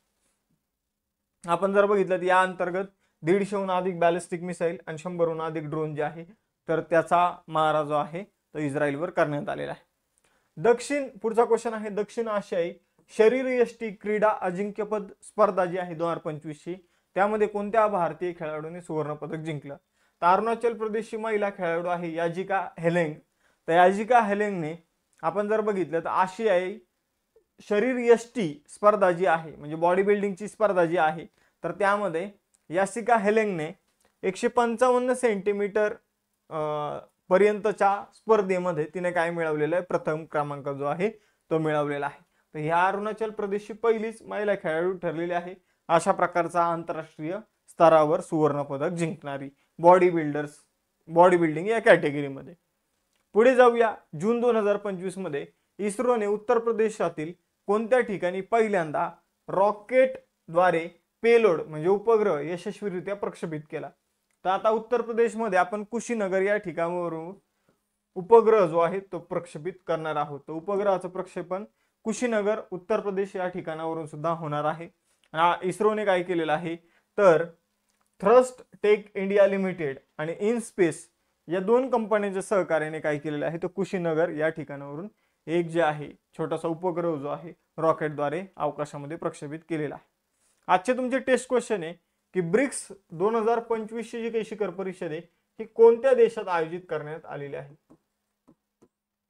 निव्वळ शून्य कार्बन उत्सर्जनाचं आपलं लक्ष काय आहे आणि संयुक्त राष्ट्र महासागर परिषद जी आहे थर्ड तर ती कोणत्या देशात आयोजित करण्यात आली होती तर हे तुम्हाला सांगायचं आहे. तर हे आजचे तुमचे टेस्ट क्वेश्चन आहे. आणि त्याचबरोबर जो काही विमान अपघात जो झालेला आहे विमान अपघात, तर या विमान अपघातासाठी कोणती समिती स्थापन करण्यात आलेली, विमान अपघातासाठी कोणती समिती स्थापन करण्यात आलेली ते सुद्धा सांगा.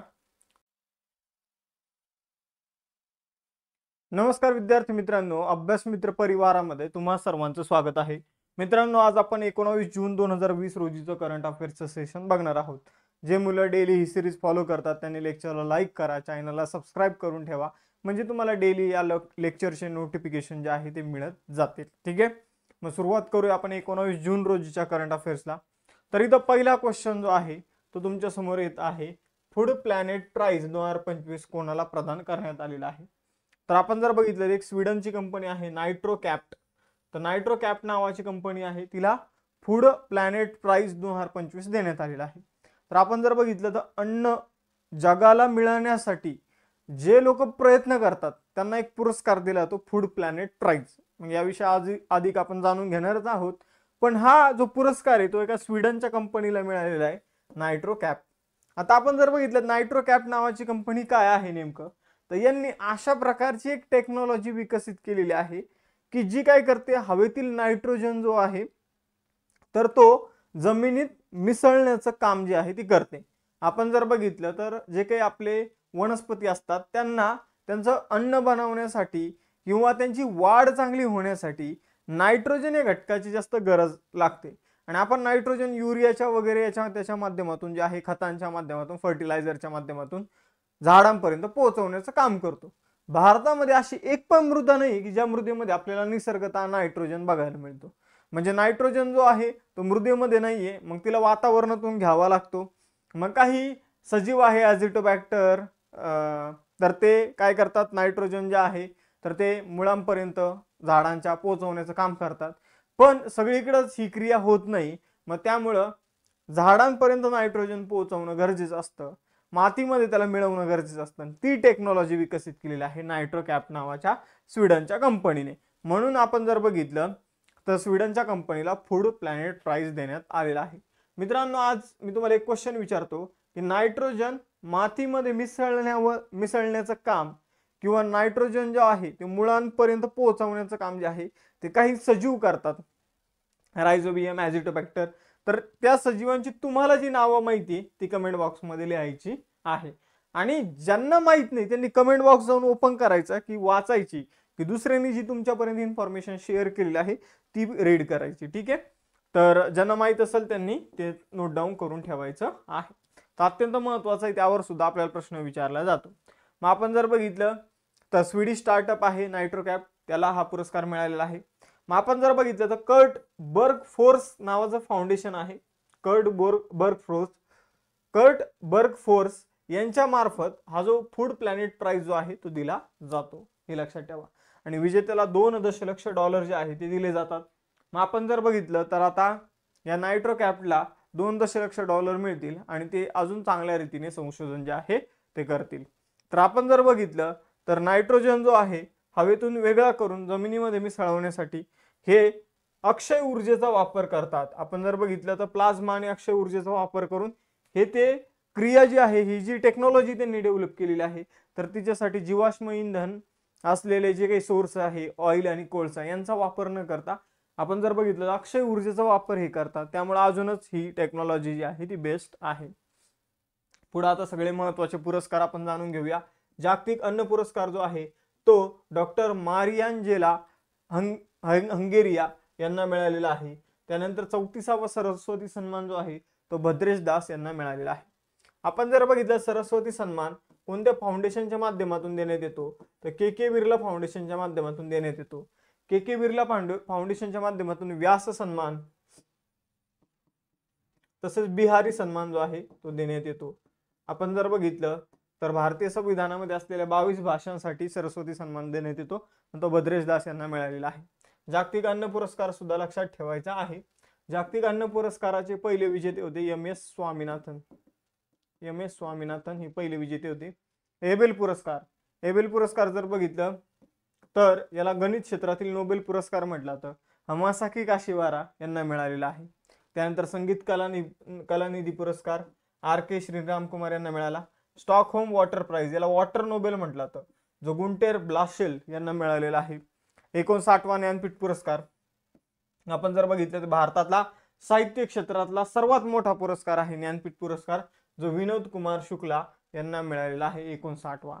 युनायटेड किंगडम सरकारचा जीवन गौरव पुरस्कार अलीकडे चिरंजीवी यांना मिळालेला आहे. कोनिडेला चिरंजीवी. प्रवाह आणि सारथी इनिशिएटिव्ह साठी डिजिटल ट्रान्सफॉर्मेशन अवॉर्ड जो आहे तो RBI ला मिळाला. नॉर्वेचा हॉलबर्ग प्राइज जे आहे ते गायत्री चक्रवर्ती स्पिवॉक यांना मिळालं. एंजेला स्वामी या मिसेस युनिव्हर्स 2025 ठरलेले आहे. लग्न झालेल्या महिलांची स्पर्धा असते मिसेस युनिव्हर्स सौंदर्याची स्पर्धा असते, तर ती जिंकलेली आहे एंजेला स्वामी यांनी. महाराष्ट्र भूषण पुरस्कार मिळवलेला आहे राम सुतार प्रसिद्ध मूर्तिकार यांनी. पुढे जाऊया. जागतिक वारा दिवस 2025 जो आहे, ग्लोबल विंड डे जो आहे तर तो कधी सेलिब्रेट करण्यात आलेला आहे, तर 15 जूनला जागतिक वारा दिवस जो आहे तो सेलिब्रेट करण्यात आलेला आहे. तर आपण जर बघितलं तर पवन ऊर्जेचे महत्त्व आणि पवन ऊर्जेची क्षमता याबाबतच्या जे काही माहिती आहे ती लोकांपर्यंत पोहोचवण्यासाठी हा दिवस सेलिब्रेट केला जातो. तर पवन ऊर्जेचे महत्त्व आणि त्याच्या क्षमतेबाबत जागरूकता पसरवणे हा या दिवसाचा उद्देश आहे. 15 जून रोजी हा उद्देश साजरा केला जातो. पवन ऊर्जा ही एक स्वच्छ ऊर्जा आहे, अक्षय ऊर्जा आहे आणि शाश्वत ऊर्जा आहे. आपण जर बघितलं तर याची थीम जी आहे या वर्षीची ती अनाउन्स करण्यात आलेली नाहीये, ती लवकरच अनाउन्स होईल असं त्यांच्या वेबसाईटवर देण्यात आलेलं आहे. बघा मित्रांनो, आंतरराष्ट्रीय योग दिवस कधी सेलिब्रेट केला जातो, 21 जूनला आंतरराष्ट्रीय योगा दिवस सेलिब्रेट केला जातो। मग आंतरराष्ट्रीय योगा दिवसाला 10 वर्ष कंप्लीट होत आहे, 10 वर्ष पूर्ण होत आहे। मग आंतरराष्ट्रीय योगा दिनाच्या 10 वर्षाच्या पूर्ततेनिमित्त भारताने कोणत्या शहराची राष्ट्रीय यजमान शहर म्हणून निवड केलेली आहे? म्हणजे काय तर योग दिनाचे ऑलमोस्ट बऱ्यापैकी कार्यक्रम जे आहे ते या शहरामध्ये होणार आहे। मग ते शहर आहे विशाखापट्टणम। तर आपण जर बघितलं तर आंतरराष्ट्रीय योग दिन 21 जूनला सेलिब्रेट होणार आहे, त्याला 10 वर्ष कंप्लीट होणार आहे आणि त्याविषयीचे सगळे कार्यक्रम जे आहे तर त्यापैकी बऱ्यापैकी कार्यक्रम जे आहे ते विशाखापट्टणम या शहरामध्ये आयोजित केले जाणार आहे। तर आंतरराष्ट्रीय योग दिनाच्या 10व्या वर्षाच्या समारंभासाठी भारताने विशाखापट्टणम आंध्र प्रदेश हे यजमान शहर म्हणून निवडलेले आहे। 21 जून 2025 रोजी आंतरराष्ट्रीय योग दिनाबाबतचे जे काही कार्यक्रम आहेत ते देशभर आयोजित केले जातील, पण मुख्य कार्यक्रम विशाखापट्टणम मध्ये आयोजित होणार आहे। आपण जर बघितलं तर ही निवड महत्त्वाची आहे, कारण आपण जर बघितलं भारत हे योगाचं जन्मस्थान आहे आणि या दिवसाच्या माध्यमातून गेले 10 वर्षापासून जागतिक स्तरावर भारताने योग जो आहे तो पोहोचवलेला आहे, योगाला मान्यता जी आहे ती मिळवून दिलेली आहे। पुढे जाऊया, कोणत्या संघाने त्यांचे पहिले अल्टिमेट टेबल टेनिस 2025 चे विजेतेपद जिंकलेले आहे? तर ultimate UTT ultimate table tennis, जसं IPL स्पर्धा आहे क्रिकेटची तशी टेबल टेनिसची स्पर्धा आहे UTT। मग आता UTT बद्दल तुम्ही ऐकलंय की नाही मला माहित नाहीये, पण या वर्षीचा विजेता आहे यू मुंबा टेबल टेनिसचा संघ। तर यू मुंबा कबड्डीचा संघ पण आहे बघा, तर यू मुंबाने ही स्पर्धा जिंकलेली आहे बघा मित्रांनो। आपण जर बघितलं ही स्पर्धा नवीन नाही, 2017 पासून सुरू झालेली आहे। ही जी 6वी आवृत्ती आहे, कितवी 6वी आवृत्ती आहे। 6वी आवृत्ती कोणी जिंकलेली आहे तर यू मुंबाने 6वी आवृत्ती जिंकलेली आहे। मग आपण जर बघितलं तर यू मुंबाने फायनल मॅच मध्ये जयपूर पॅट्रियट्सवर विजय मिळवलेला आहे 8-4 ने। तर आपण जर बघितलं 2025 ची जी स्पर्धा आहे ती अहमदाबाद मध्ये EKA अरेना स्टेडियमवर आयोजित करण्यात आली होती। पुढे जाऊया, गोम्बोजव जंदन शातर हे कोणत्या देशाचे नवीन पंतप्रधान बनलेले आहे? तो गोम्बोजव जंदन शातर हे मंगोलियाचे नवीन पंतप्रधान बनलेले आहे। बघा, मंगोलियाच्या संसदेने गोम्बोजव जंदन शातर यांची 34वे पंतप्रधान म्हणून नियुक्ती केली आहे। पुढे जाऊया, मंगोलिया कुठे आहे तर आपल्यावर चायना, चायनाच्या वर मंगोलिया आणि मंगोलियाच्या वर रशिया, तर आशिया खंडात येतो। उलानबतोर जी आहे ती राजधानी आहे। आपण जर बघितलं तर तुग्रिक हे चलन आहे आणि गोम्बोजव जंदन शातर जे आहे तर ते पंतप्रधान आहे। मंगोलियाचा एक प्रसिद्ध व्यक्ती होता ज्याने पूर्ण आपण जर बघितलं जगाच्या 50% पेक्षा जास्त एरिया जो आहे तो त्यांनी जिंकला होता। मग तो कोण होता हे तुम्ही कमेंट बॉक्समध्ये सांगा। पुढे जाऊया, कॅनेडियन ग्रँड प्रिक्स F1 स्पर्धा जी आहे म्हणजे जी काही 4 व्हीलर गाड्यांची जी काही स्पर्धा असते तिला ग्रँड प्रिक्स म्हटलं जातं आणि जी काही 2 व्हीलर गाड्यांची स्पर्धा असते तिला मोटो GP म्हटलं जातं। मग कॅनेडियन ग्रँड प्रिक्स जी आहे F1 स्पर्धा तिचा किताब कोणी जिंकलेला आहे? तर आपण जर बघितलं तर यावर्षी एक नवीन विजेता मिळालेला आहे, Lando Norris, Lewis Hamilton, Oscar Piastri यांनी मागच्या वर्षात वेगवेगळ्या स्पर्धा जिंकलेल्या आहे, पण यावर्षी कॅनेडियन ग्रँड प्रिक्स जी आहे ती जॉर्ज रसेलने जिंकलेली आहे। मग आपण जर बघितलं जॉर्ज रसेल कोणत्या कंपनीची गाडी चालवत होता तर मर्सिडीज संघाचं तो प्रतिनिधित्व करत होता आणि त्याने ही F1 स्पर्धा जिंकलेली आहे। तर लक्षात ठेवा कॅनेडियन ग्रँड प्रिक्स कोणी जिंकली, ठीक आहे, तर जॉर्ज रसेल नाव तुम्हाला लक्षात ठेवायचं आहे। बघा मित्रांनो, लेक्चरमध्ये पुढे जाण्या अगोदर आपण राज्यसेवेसाठी आणि कंबाईनसाठी फाउंडेशन बॅच सुरू केलेली आहे। या बॅचेसवर ऑलरेडी 50% डिस्काउंट सुरू आहे, त्यामुळे बरेचसे विद्यार्थ्यांनी बॅचेस जॉईन केलेले आहे। कंबाईनच्या बॅचचे ऑलमोस्ट ॲडमिशन फुल होत आलेले आहे। जर तुम्हाला या दोन्ही बॅचेस जॉईन करायचे असेल तर लवकरात लवकर आपला प्रवेश निश्चित करा, कारण 50% पेक्षा जास्त डिस्काउंट या बॅचेसवर तुम्हाला मिळणार आहे। बेसिक टू ॲडव्हान्स म्हणजे राज्यसेवेमध्ये NCERT स्टेट बोर्ड, तर कंबाईनमध्ये स्टेट बोर्डचा समावेश तुम्हाला बघायला मिळेल। या बॅचेसमध्ये राज्यसेवेच्या बॅचेसमध्ये आन्सर रायटिंग, त्याचबरोबर दोन्ही बॅचेसमध्ये live lecture, recorded lecture, test सिरीजचा समावेश, नोट्सचा समावेश तुम्हाला बघायला मिळेल। त्याचबरोबर जर बघितलं तर 21,000 PYQ ची आपण सेपरेट बॅच सुरू केलेली आहे। तुम्ही जर ॲप्लिकेशनमध्ये लेक्चर केले आणि त्यानंतर त्या टॉपिकवरचे जाऊन PYQ सोडवले, तुमचा टॉपिक तोच तिथे क्लिअर होऊन जाईल। परीक्षेमध्ये त्या टॉपिकवर जर कोणताही प्रश्न कसाही विचारण्यात आला तर 90 to 95% चान्सेस आहे तुमचा तो प्रश्न जो आहे तो बरोबरच येईल। भूगोल ऑप्शनलची आपण बॅच सुरू केलेली आहे। 21,000 PYQ फाउंडेशन बॅचेसच्या विद्यार्थ्यांना फ्री ऑफ कॉस्ट मिळणार आहे। बघा मित्रांनो, आपण Yashoday batch combine group C मुख्य परीक्षेसाठी देखील सुरू केलेली आहे। ही सुद्धा तुम्ही जॉईन करू शकता। या सगळ्या बॅचेसवर डिस्काउंट सुरू आहे आणि लवकरच आपली राज्यसेवेची टेस्ट सिरीज सुद्धा सुरू होणार आहे। तर डिस्काउंट मिळवण्यासाठी आपलं ऍप्लिकेशन डाउनलोड करा, बॅचेसवर क्लिक करा। बॅचेसवर क्लिक केल्यानंतर तुम्हाला तिथं एक कुपन कोडचा ऑप्शन येईल। तर तिथं कुपन कोडचा ऑप्शन आल्यानंतर बघा खाली स्क्रोल करा, हॅव अ कुपन कोड आपला हिअर नावाचा ऑप्शन येईल। तर तिथं CJ लाईव्ह नावाचा कुपन कोड टाकून तुम्ही तिथं अप्लाय करा, फी मध्ये तुम्हाला डिस्काउंट मिळून जाईल। आपल्या बॅचचं वैशिष्ट्य म्हणजे एक फिक्स टाइम टेबल दिला जातो, रेकॉर्डेड लेक्चर तर उपलब्ध करून दिले जातात, पण लाईव्ह लेक्चरचा टाइम टेबल असतो, लाईव्ह लेक्चर होतात नंतर त्याचं रेकॉर्डिंग देखील तुम्हाला उपलब्ध करून दिलं जातं। या नोट्स तुम्हाला बॅचेसमध्ये उपलब्ध करून दिल्या जाईल। यासाठी तुम्हाला अभ्यास मित्र ऍप्लिकेशन डाउनलोड करायचं आहे। पुढे जाऊया आता। जून 2025 मध्ये कोणत्या वरिष्ठ भारतीय अधिकाऱ्याने G20 शेर्पा पदाचा राजीनामा देऊन त्यांची 45 वर्षाची प्रशासकीय कारकीर्द संपवलेली आहे? तर बघा G20 शेर्पा नेमकं काय असतं हे पद समजून घेऊया। बघा मित्रांनो, आपण जर बघितलं तर G20चं आयोजन जे आहे भारतामध्ये 2023 मध्ये करण्यात आलं होतं। मग आपण जर बघितलं तर शेर्पा म्हणजे असा व्यक्ती असतो जो देशाचं प्रतिनिधित्व करतो। एखाद्या ठिकाणी एखाद्या परिषदेमध्ये एखाद्या आता G20 परिषद जी आहे त्यामध्ये भारताचं प्रतिनिधित्व कोणी केलं तर आपले शेर्पांनी केलं। मग आपले शेर्पा कोण होते? तर अमिताभ कांत हे भारताचे शेर्पा होते। तर अमिताभ कांत यांच्याकडे G20चं शेर्पा पद होतं आणि त्याचा त्यांनी राजीनामा दिलेला आहे आणि 45 वर्षाची त्यांची प्रशासकीय कारकीर्द जी आहे ती संपवलेली आहे। अमिताभ कांत यांच्यावर प्रश्न येऊ शकतो। यांनी नीती आयोगाचं CEO मुख्य कार्यकारी अधिकारी म्हणून देखील काम केलेलं आहे। तर नीती आयोगामध्ये यांनी मुख्य कार्यकारी अधिकारी म्हणून काम केलेले, लक्षात ठेवा। G20चं शेर्पा म्हणून सुद्धा यांनी काम केलेलं आहे। शेर्पा म्हणजे एखाद्या ठिकाणी प्रतिनिधित्व करणारा व्यक्ती।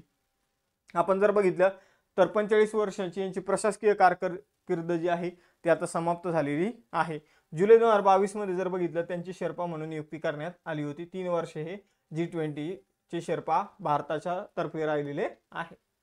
पुढे जाऊया। 2025 मध्ये वाळवंटीकरण आणि दुष्काळाशी लढण्यासाठी जागतिक दिन कधी साजरा केला जातो?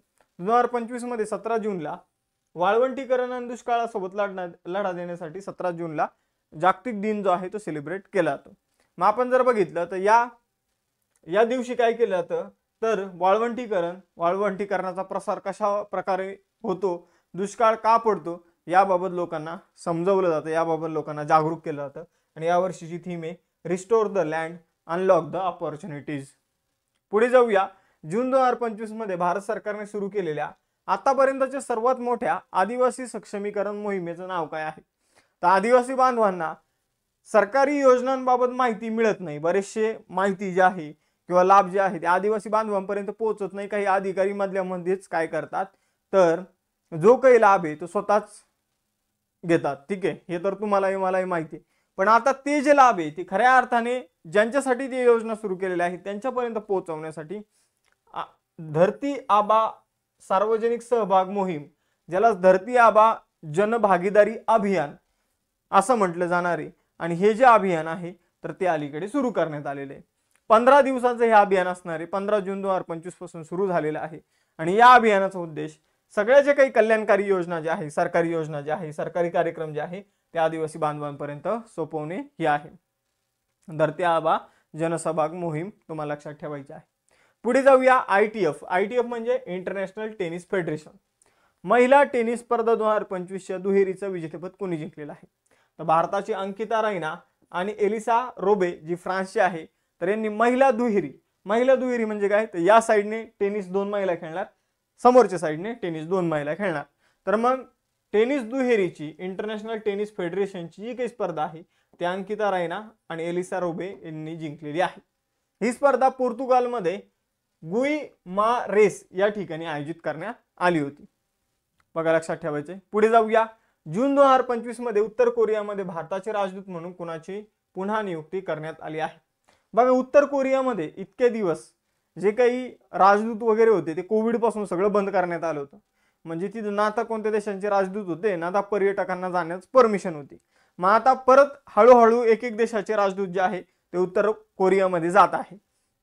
मग भारताने उत्तर कोरियामध्ये अलियावती लॉन्गकुमेर यांची नियुक्ती जी आहे ती आज भारताचं राजदूत म्हणून केलेली आहे। अलियावती लॉन्गकुमेर जे आहे ती या अगोदरही उत्तर कोरियामध्ये भारताचं राजदूत म्हणून त्यांनी काम केलेलं आहे आणि आता त्यांची पुन्हा नियुक्ती करण्यात आलेली आहे. 1996च्या बॅचचे IFS अधिकारी आहे, इंडियन फॉरेन सर्व्हिसेसचे ते अधिकारी आहे. सन फार्मा कंपनीने नवीन व्यवस्थापकीय संचालक म्हणून कुणाची नियुक्ती केलेली आहे? तर तुम्हाला आपण जर बघितलं मेडिकल क्षेत्रातील एक महत्त्वाची कंपनी आहे वैद्यकीय क्षेत्रातील सन फार्मा, जी गोळ्या औषधं बनवते. तर तिचे नवीन व्यवस्थापकीय संचालक जे आहे, मॅनेजिंग डायरेक्टर जे आहे ते कीर्ती गणोरकर बनलेले आहे. तर कीर्ती गणोरकर जे आहे ते सन फार्मास्युटिकल इंडस्ट्रीज लिमिटेडचे नवीन नेतृत्व त्यांच्या हाती आलेलं आहे, लक्षात ठेवायचा. आपण जर बघितलं तर ही भारतातील प्रमुख एक बहुराष्ट्रीय औषध कंपनी आहे, जी भारतात औषध बनवते, वेगवेगळ्या देशांना ते औषधं विकली जातात. 1983 मध्ये दिलीप संघवी यांनी याची स्थापना केली होती मुंबई महाराष्ट्रामध्ये. बघा आजच्या सेशनचे टेस्ट क्वेश्चन बघा. आंतरराष्ट्रीय योग दिन जो आहे तो कधी साजरा केला जातो हे तुम्हाला सांगायचं आहे. अल्टिमेट टेबल टेनिस स्पर्धेची कितवी आवृत्ती जी आहे तर ती आता आयोजित करण्यात आली होती, जिच्यामध्ये यू मुंबाने विजय मिळवलेला आहे. आणि अंकिता रायना ही कोणत्या खेळाशी संबंधित आहे? कोणत्या खेळाशी संबंधित आहे? टेस्ट क्वेश्चन जे आहे तर मी तुम्हाला जे काही शिकवतो त्या नॉलेजवर आधारित टेस्ट क्वेश्चन जे आहे तर ते विचारत असतो. नमस्कार विद्यार्थी मित्रांनो, अभ्यास मित्र परिवारामध्ये तुम्हा सर्वांचं स्वागत आहे. मित्रांनो, आज आपण 20 जून 2025 रोजीचं करंट अफेअर्सचं लेक्चर बघणार आहोत. लेक्चर जर तुम्हाला आवडत असतील, तुम्ही जर ही सिरीज डेली करत असाल तर लेक्चर लाईक करा, चॅनलला सबस्क्राईब करून बेल आयकॉनवर क्लिक करून ठेवा, म्हणजे तुम्हाला दररोज या लेक्चरचं नोटिफिकेशन येत जाईल. बघा, सुरुवात करूया आजच्या सेशनला अतिशय महत्त्वाच्या प्रश्नाने. प्रश्न काय आहे तर संयुक्त राष्ट्राचा सासाकावा पुरस्कार जो आहे 2025चा कोणाला प्रदान करण्यात आलेला आहे? तर संयुक्त राष्ट्राचा सासाकावा पुरस्कार 2025चा डॉक्टर मृत्युंजय महापात्रा यांना प्रदान करण्यात आलेला आहे. मृत्युंजय महापात्रा हे भारतात एका महत्त्वाच्या संस्थेचे महासंचालक म्हणून कार्यरत आहे. मग ती संस्था कोणती आहे तर भारतीय हवामान विभाग जो आहे, इंडियन मेट्रोलॉजिकल डिपार्टमेंट जे आहे, IMD जे आहे तर त्याचे ते महासंचालक आहे. आपण जर बघितलं तर हा पुरस्कार त्यांना का देण्यात आला तर भारतीय हवामान विभागाने काय केलेलं आहे तर आपत्ती व्यवस्थापन क्षेत्रामध्ये चांगलं काम केलेलं आहे.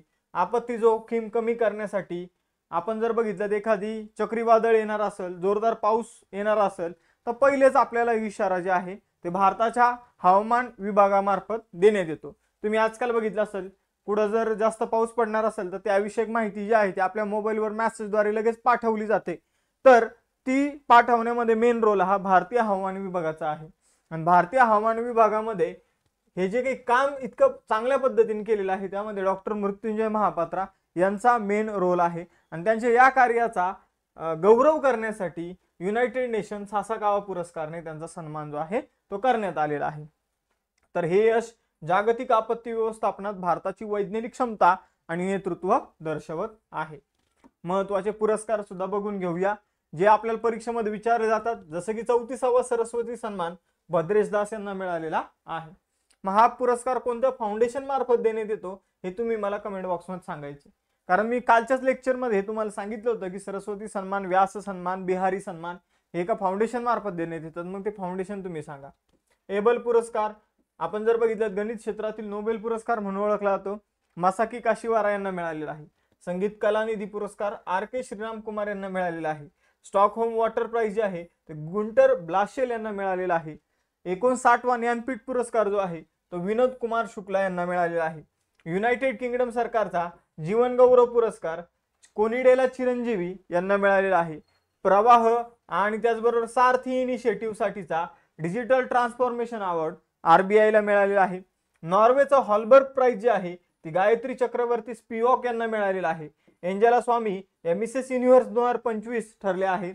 आणि त्याचबरोबर महाराष्ट्र भूषण पुरस्कार राम सुतार यांना मिळालेला आहे. Most important. पुढे जाऊया. जून 2025 मध्ये प्रधानमंत्री सुरक्षित मातृत्व अभियानाला 9 वर्ष पूर्ण होतील. ते कधी सुरू झाले? आता बघा, प्रधानमंत्री सुरक्षित मातृत्व अभियान जे आहे तर महिलांना प्रसूतीपूर्व काळजी घेण्यासाठी सुरू करण्यात आलेला आहे. म्हणजे अगदी या अभियाना अंतर्गत काय केलं जातं, दर महिन्याच्या 9 तारखेला काय केलं जातं तर महिलांचं, ज्या गर्भवती महिला आहे त्यांचं चेकअप केलं जातं. तर प्रधानमंत्री सुरक्षित मातृत्व अभियान सुरू 9 वर्ष झालेले आहे. मग हे अभियान 9 जून 2016ला सुरू झालं होतं. मग मी तुम्हाला सांगितलं ना 9 जूनला सुरू झालं, म्हणूनच या अभियानांतर्गत काय केलं जातं, दर महिन्याच्या 9 तारखेला काय केलं जातं, देशातील गर्भवती महिलांची जी काही स्थिती आहे, परिस्थिती आहे, तर त्याची तपासणी केली जाते आणि त्याविषयक शिबिर जे आहे ते आयोजित केले जातात. यापूर्वी जर आपण बघितलं तर ही योजना जी आहे ती प्रसूतीपूर्वी, आपण जर बघितलं तर इथं प्रसूतीपूर्वीची काळजी घेण्यासाठी ही योजना सुरू करण्यात आलेली आहे. प्रसूतीनंतरची दखल घेण्यासाठी आपल्या देशामध्ये ऑलरेडी 2005 साली एक योजना सुरू झालेली आहे, ती आहे जननी सुरक्षा योजना. जननी सुरक्षा योजना. मग तुम्हाला जर प्रश्न विचारण्यात आला की प्रसूतीनंतरच्या दक्षतेसाठी भारतामध्ये कोणती योजना सुरू करण्यात आलेली आहे, तर जननी सुरक्षा योजना. या योजनेअंतर्गत काय केलं जातं, तर एक स्पेसिफिक अमाऊंट जी आहे प्रसूती झाल्यानंतर महिलांना दिली जाते. मग त्यामध्ये ग्रामीण भागासाठी वेगळी अमाऊंट आहे, हाय परफॉर्मिंग स्टेट आणि लो परफॉर्मिंग स्टेटसाठी वेगवेगळी अमाऊंट आपल्याला बघायला मिळते. ठीक आहे, तर जाऊया पुढं. बघा मित्रांनो, प्रधानमंत्री सुरक्षित मातृत्व अभियान जून 2025 मध्ये त्याला 9 वर्ष पूर्ण होत आहे. हे अभियान कोणी सुरू केलेलं आहे, तर भारत सरकारच्या आरोग्य आणि कुटुंब कल्याण मंत्रालयाने हे अभियान सुरू केलेलं आहे. आपल्याला मंत्रालय सुद्धा विचारलं जातं, मग आरोग्य आणि कुटुंब कल्याण मंत्रालय लक्षात ठेवायचं. 9 जून 2016 रोजी याची सुरुवात करण्यात आलेली आहे. या मोहिमेचा उद्देश गर्भवती महिलांना मोफत, दर्जेदार आणि खात्रीशीर प्रसूतीपूर्व, बघा हे शब्द खूप महत्वाचे, परीक्षेमध्ये तुम्हाला विचारले जातील. स्टेटमेंट येईल की प्रधानमंत्री सुरक्षित मातृत्व अभियान हे प्रसूतीनंतरच्या दक्षतेसाठी सुरू करण्यात आलेलं आहे. आपल्याला तर बरोबरच वाटतं, प्रसूती हा शब्द आहे, प्रधानमंत्री सुरक्षित मातृत्व अभियान जे आहे मग ते महिलांशी संबंधित आहे, प्रसूतीशी संबंधित असेल, पण ते कोणत्या दक्षतेसाठी आहे, प्रसूतीनंतर की प्रसूतीच्या अगोदरच्या, या गोष्टी आपल्याला आतापासूनच लक्षात ठेवायच्या आहे. जो आयोगाचा माइंडसेट आहे तर तो आता मी तुम्हाला आतापासूनच सांगणार आहे. जे कोणी नवीन मुलं असेल तर त्यांनी या गोष्टीत खास करून काळजी घ्यायची आहे, आणि जे जुने मुलं आहेत त्यांना ह्या गोष्टी तर माहितच असेल की कशा प्रकारे आयोग जो आहे तो शब्दावरून आपल्याला फिरवत असतो. या योजनेअंतर्गत दर महिन्याला 9 तारखेला काय केलं जातं, देशभरामध्ये तपासणी शिबिर आयोजित केले जातात. आय होप तुमचं हे एकदम परफेक्ट झालं असेल. यानंतर पुढे जाऊया. कोणते भारतीय शहर अधिकृतपणे भारताची बिबट्याची राजधानी बनलं आहे, तर भारताची बिबट्याची राजधानी बनलेलं शहर आहे बँगलोर. आपण जर बघितलं तर बँगलोर जी आहे ती हायटेक सिटी असून बँगलोर शहराच्या आजूबाजूला जे काही जंगल वगैरे आहे तर तिथं 80 ते 90 बिबटे जे आहे ते आपल्याला बघायला मिळतात. म्हणजे बँगलोर जी आहे ती मेगा सिटी आहे, पण मेगा सिटीच्या आजूबाजूला आपल्याला एवढे बिबटे जे आहे तर ते इतर कोणत्या शहराच्या बाजूला बघायला मिळत नाही जेवढे बँगलोरच्या आजूबाजूला बघायला मिळतात. म्हणून बँगलोरला भारताची बिबट्याची राजधानी म्हणून ओळखलं जाणार आहे इथून पुढे. तर कर्नाटकची राजधानी बँगलोर आता अधिकृतपणे भारताची बिबट्याची राजधानी बनली आहे. होलेमती नेचर फाउंडेशन जे आहे तर त्याने जे काही सर्वेक्षण केलं त्यानुसार जर आपण बघितलं, आणि सर्वेक्षणामध्ये एक हातभार एका व्यक्तीचे होते, डॉक्टर संजय गुब्बी. तर यांनी जो अभ्यास केला त्यांनी सांगितलं की बँगलोर शेजारी 80 ते 85, मी 80 ते 90 सांगितलं, 80 ते 85 जे आहे तर ते बिबटे राहतात. आपण जर बघितलं मेट्रो शहराच्या बाहेरील भागात राहणारे ही बिबट्यांची संख्या सगळ्यात जास्त आहे. पुढे जाऊया. कोणत्या राज्य सरकारने संशोधन अभ्यासकांसाठी, संशोधन अभ्यासक म्हणजे तर जे काही पीएचडी ची तयारी करतात, जे मुलं पीएचडी करतात, ठीक आहे, तर पीएचडी करणाऱ्या मुलांसाठी मुख्यमंत्री जीवन अनुप्रेरणा योजना सुरू केली आहे. तर बघा मित्रांनो, आसाम सरकारने जे काही पीएचडी करणारे मुलं आहे, पीएचडी अंतर्गत संशोधन करणारी जी मुलं आहे त्यांच्यासाठी मुख्यमंत्री जीवन अनुप्रेरणा योजना जी आहे ती सुरू केलेली आहे. म्हणजे मुलं पीएचडी करतात त्यांना एक स्टायफंड जो आहे तो केंद्र सरकार मार्फत दिला जातो, राज्य सरकार मार्फतही पैसे दिले जातात, पण आसाम सरकार अतिरिक्त त्यांची मदत करणार आहे. आर्थिक मदत तर करणारच आहे, पण त्यांना पीएचडी साठी प्रोत्साहन देखील देणार आहे. मग आपण जर बघितलं या योजनेचा उद्देश उच्च शिक्षण आणि संशोधनाला प्रोत्साहन देणे हा आहे, आणि तरुणांना संशोधन आणि नवोपक्रमाच्या क्षेत्रात म्हणजे इनोव्हेशन मध्ये प्रेरित करणं असा या क्षेत्राचा उद्देश आहे. पुढे जाऊया आता. आसाम जे आहे, आसामची राजधानी आहे दिसपूर.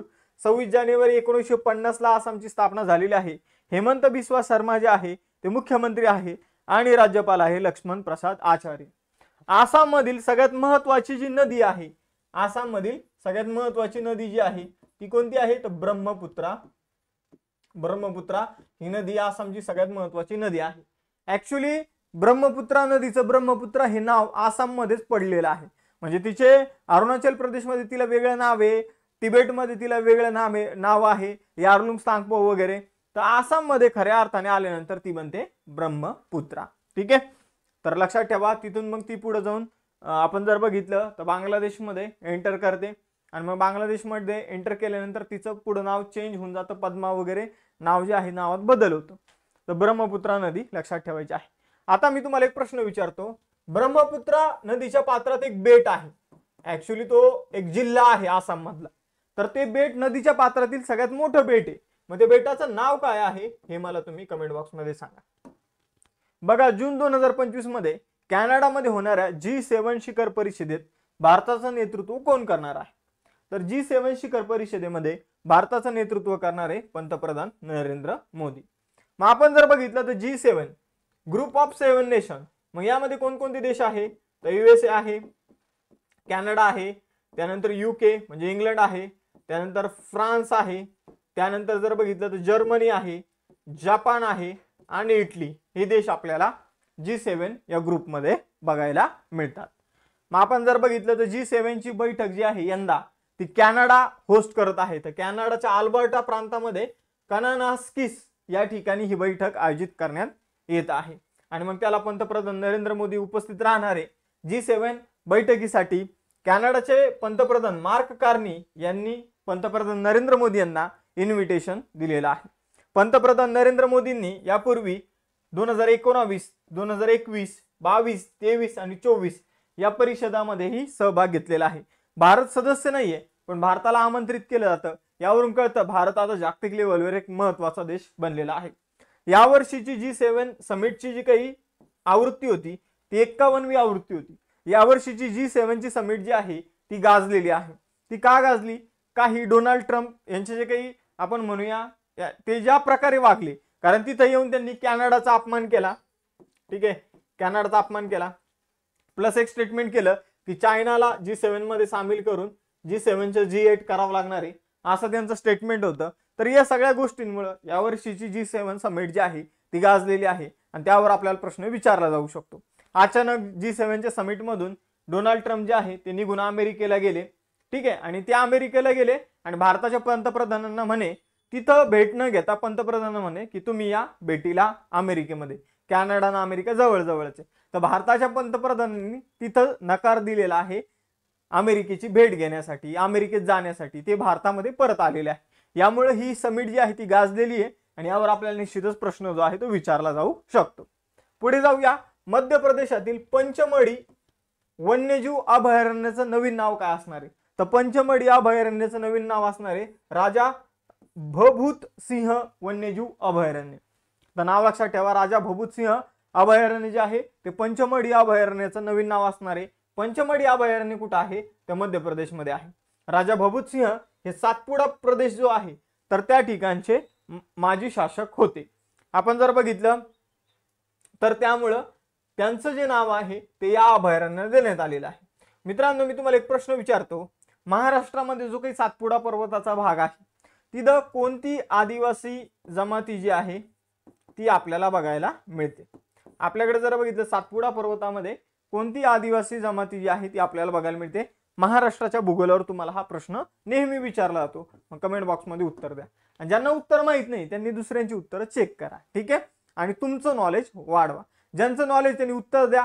उत्तर दिलं ते तुमच्या त्या गोष्टी परफेक्ट लक्षात राहतील. तुम्ही जेव्हा लिहिता, ठीक आहे, तुम्ही जेव्हा रिवाइज करता तेव्हा तुमच्या त्या गोष्टी परमनंट लक्षात राहतील. आणि दुसऱ्यांनी काय उत्तर दिलेलं ते बघा, त्याने तुमचाही नॉलेजमध्ये भर पडेल. बघा मित्रांनो, लेक्चरमध्ये पुढे जाण्याच्या अगोदर बऱ्याचशा मुलांनी बॅच घेतलेली आहे राज्यसेवेची, कंबाईनची फाउंडेशन बॅच. अगदी कंबाईनचे ऍडमिशन फुल होत देखील आलेले आहे. पण ज्यांनी घेतलेले नाही त्यांच्यासाठी राज्यसेवा आणि कंबाईनची जर तुम्ही तयारी करत असाल आणि कमी फीज मध्ये एकदम क्वालिटी एज्युकेशन जर तुम्हाला पाहिजे असेल तर अभ्यास मित्र प्लॅटफॉर्म तुमच्यासाठी आहे. अभ्यास मित्र एकमेव प्लॅटफॉर्म आहे ज्यामध्ये तुम्ही कधीही फोन करून टीचर सोबत बोलू शकता. ठीक आहे, टीचर सोबत तुमची चर्चा करू शकता, तुमचे प्रॉब्लेम शेअर करू शकता. त्याचबरोबर बेसिक टू ऍडव्हान्स सगळी तयारी तुमच्यासाठी करून घेतली जाणार आहे. अगदी एनसीईआरटी स्टेट बोर्डचा कंटेंट असू द्या किंवा मग या दोन्ही बॅचेस मध्ये तुम्हाला 21,000 PYQ चे सेशन आम्ही उपलब्ध करून देतोय. म्हणजे अभ्यास मित्र जी काही मेहनत घेत आहे तर त्या मेहनतीमधून तुमचे 70+ क्वेश्चन जे आहे ते पूर्व परीक्षेमध्ये आणि कंबाईनच्या मुख्य परीक्षेमध्ये GSचे निश्चितच बरोबर येतील याची गॅरंटी आम्ही तुम्हाला देतो। बघा मित्रांनो, या 2 बॅचेसचे ऍडमिशन लवकरच फुल होतील आणि नंतर फी जी आहे ती वाढणार आहे। राज्यसेवेची फी जी 10,000 आहे ती आता तुम्हाला 5,000 रुपयातच बॅच मिळेल आणि कंबाईनची जी फी 6,000 आहे ती तुम्हाला बॅच 3,000 रुपयातच मिळेल। तर ही सगळ्याची ऑल टाइम लोएस्ट फी आहे। या फी मध्ये तुम्ही बॅच जॉईन करू शकता। 21,000 PYQ जी आहे तर त्याची पण सेपरेट बॅच आहे। जर तुम्हाला घ्यायची असेल तर तुम्ही सेपरेट जॉईन करू शकता, नाही तर फाउंडेशन बॅच मध्ये तुम्हाला हे PYQ दिलेच जातील। त्यानंतर हर्षाली पाटील मॅडमने भूगोल ऑप्शनलची बॅच देखील सुरू केलेली आहे, ती तुम्ही जॉईन करू शकता। ॲडिशनल कॉल करून तुम्ही त्याबाबत अधिक माहिती मिळवू शकता। आपण कंबाईन ग्रुप सी साठी यशोदय नावाची बॅच सुरू केलेली आहे। तर या बॅचेसवर ऑलरेडी 50% पेक्षा जास्त फी कमी ठेवलेली आहे आपण, कारण आपला मोटो आहे क्वालिटी एज्युकेशन। आणि आपण जर बघितलं तर अफोर्डेबल प्राइस असं आपण म्हणूया, अफोर्डेबल अँड क्वालिटी एज्युकेशन। मग आपण जर बघितलं तुम्हाला या बॅचेस जॉईन करायचे असेल आणि अजून डिस्काउंट पाहिजे असेल तर कोणत्याही बॅचवर क्लिक करा, खाली स्क्रोल करा आणि तिथं तुम्हाला have a coupon code apply here नावाचा ऑप्शन येईल, तर तिथे CJ लाईव्ह नावाचा कुपन कोड तुम्ही टाका, तुम्हाला फी मध्ये अजून डिस्काउंट मिळून जाईल। जाऊया आता पुढे, या नोट्स सुद्धा तुम्हाला बॅच जॉईन केल्या ऍप्लिकेशन मध्ये मिळून जातील। बघा आता अतिशय महत्त्वाचा प्रश्न, प्रवाशांना रस्त्यावर हिरवे मार्ग निवडण्यासाठी मदत करण्यासाठी जून 2025 मध्ये ड्रम ॲप कुणी लॉन्च केलं आहे? तर बघा मित्रांनो, ड्रम ॲप नेमकं काय आहे? तर बघा, गुगल मॅपवर तुम्ही जेव्हा समजून घ्या, गुगल मॅप प्रवास करताना जेव्हा वापरला असेल तर गुगल मॅप तुम्हाला काय दाखवतो? कुठे ट्रॅफिक आहे, मग तिथं रेड कलर मध्ये दाखवतो, बरोबर। जिथं ट्रॅफिक नाही तिथं तुम्हाला समजा ब्लू कलर मध्ये किंवा व्हाईट कलर मध्ये तो रस्ता दिसतो। हे सगळ्या गोष्टी गुगल मॅप आपल्याला दाखवतं। त्याचबरोबर आता एक ड्रम नावाचं ॲप विकसित करण्यात आलेलं आहे। हे ड्रम ॲप तुम्हाला गुगल मॅप प्रमाणेच असणार आहे, पण हे तुम्हाला काय दाखवणार आहे? तर हिरवे मार्ग, ग्रीन रोड। ग्रीन रोड म्हणजे काय म्हणायचंय सर तुम्हाला? तर ज्या रस्त्यावर हवेची गुणवत्ता चांगली आहे आणि प्रदूषणाची पातळी कमी आहे अशा प्रकारचा रस्ता तुम्हाला दाखवण्याचं काम करणार आहे कोणतं? Drum app. तर ड्रम ॲप नाव लक्षात ठेवा। हे ड्रम ॲप जे आहे ते IIT खरगपूरने अलीकडे लॉन्च केलेलं आहे। ड्रमचा फुल फॉर्म काय? Dynamic route planning for urban green mobility असा याचा फुल फॉर्म आहे। परत सांगतो, dynamic route planning for urban green mobility. तर गुगल मॅप सारखंच हे ॲप असणार आहे, फक्त तुम्हाला काय दाखवणार आहे? तर जिथं एअर क्वालिटी चांगली आहे, प्रदूषण कमी आहे असे रस्ते जे आहे ते तुम्हाला दाखवण्याचं काम करणार आहे। ठीक आहे, एवढी इन्फॉर्मेशन याविषयी सफिशियंट आहे। पुढे जाऊया, जून 2025 मध्ये मालदीवने जागतिक पर्यटन राजदूत म्हणून कुणाची नियुक्ती केली? तर मालदीवने जागतिक पर्यटन राजदूत म्हणून कतरिना कैफ यांची नियुक्ती केली आहे। तर कतरिना कैफ बनलेले आहे जागतिक पर्यटन राजदूत।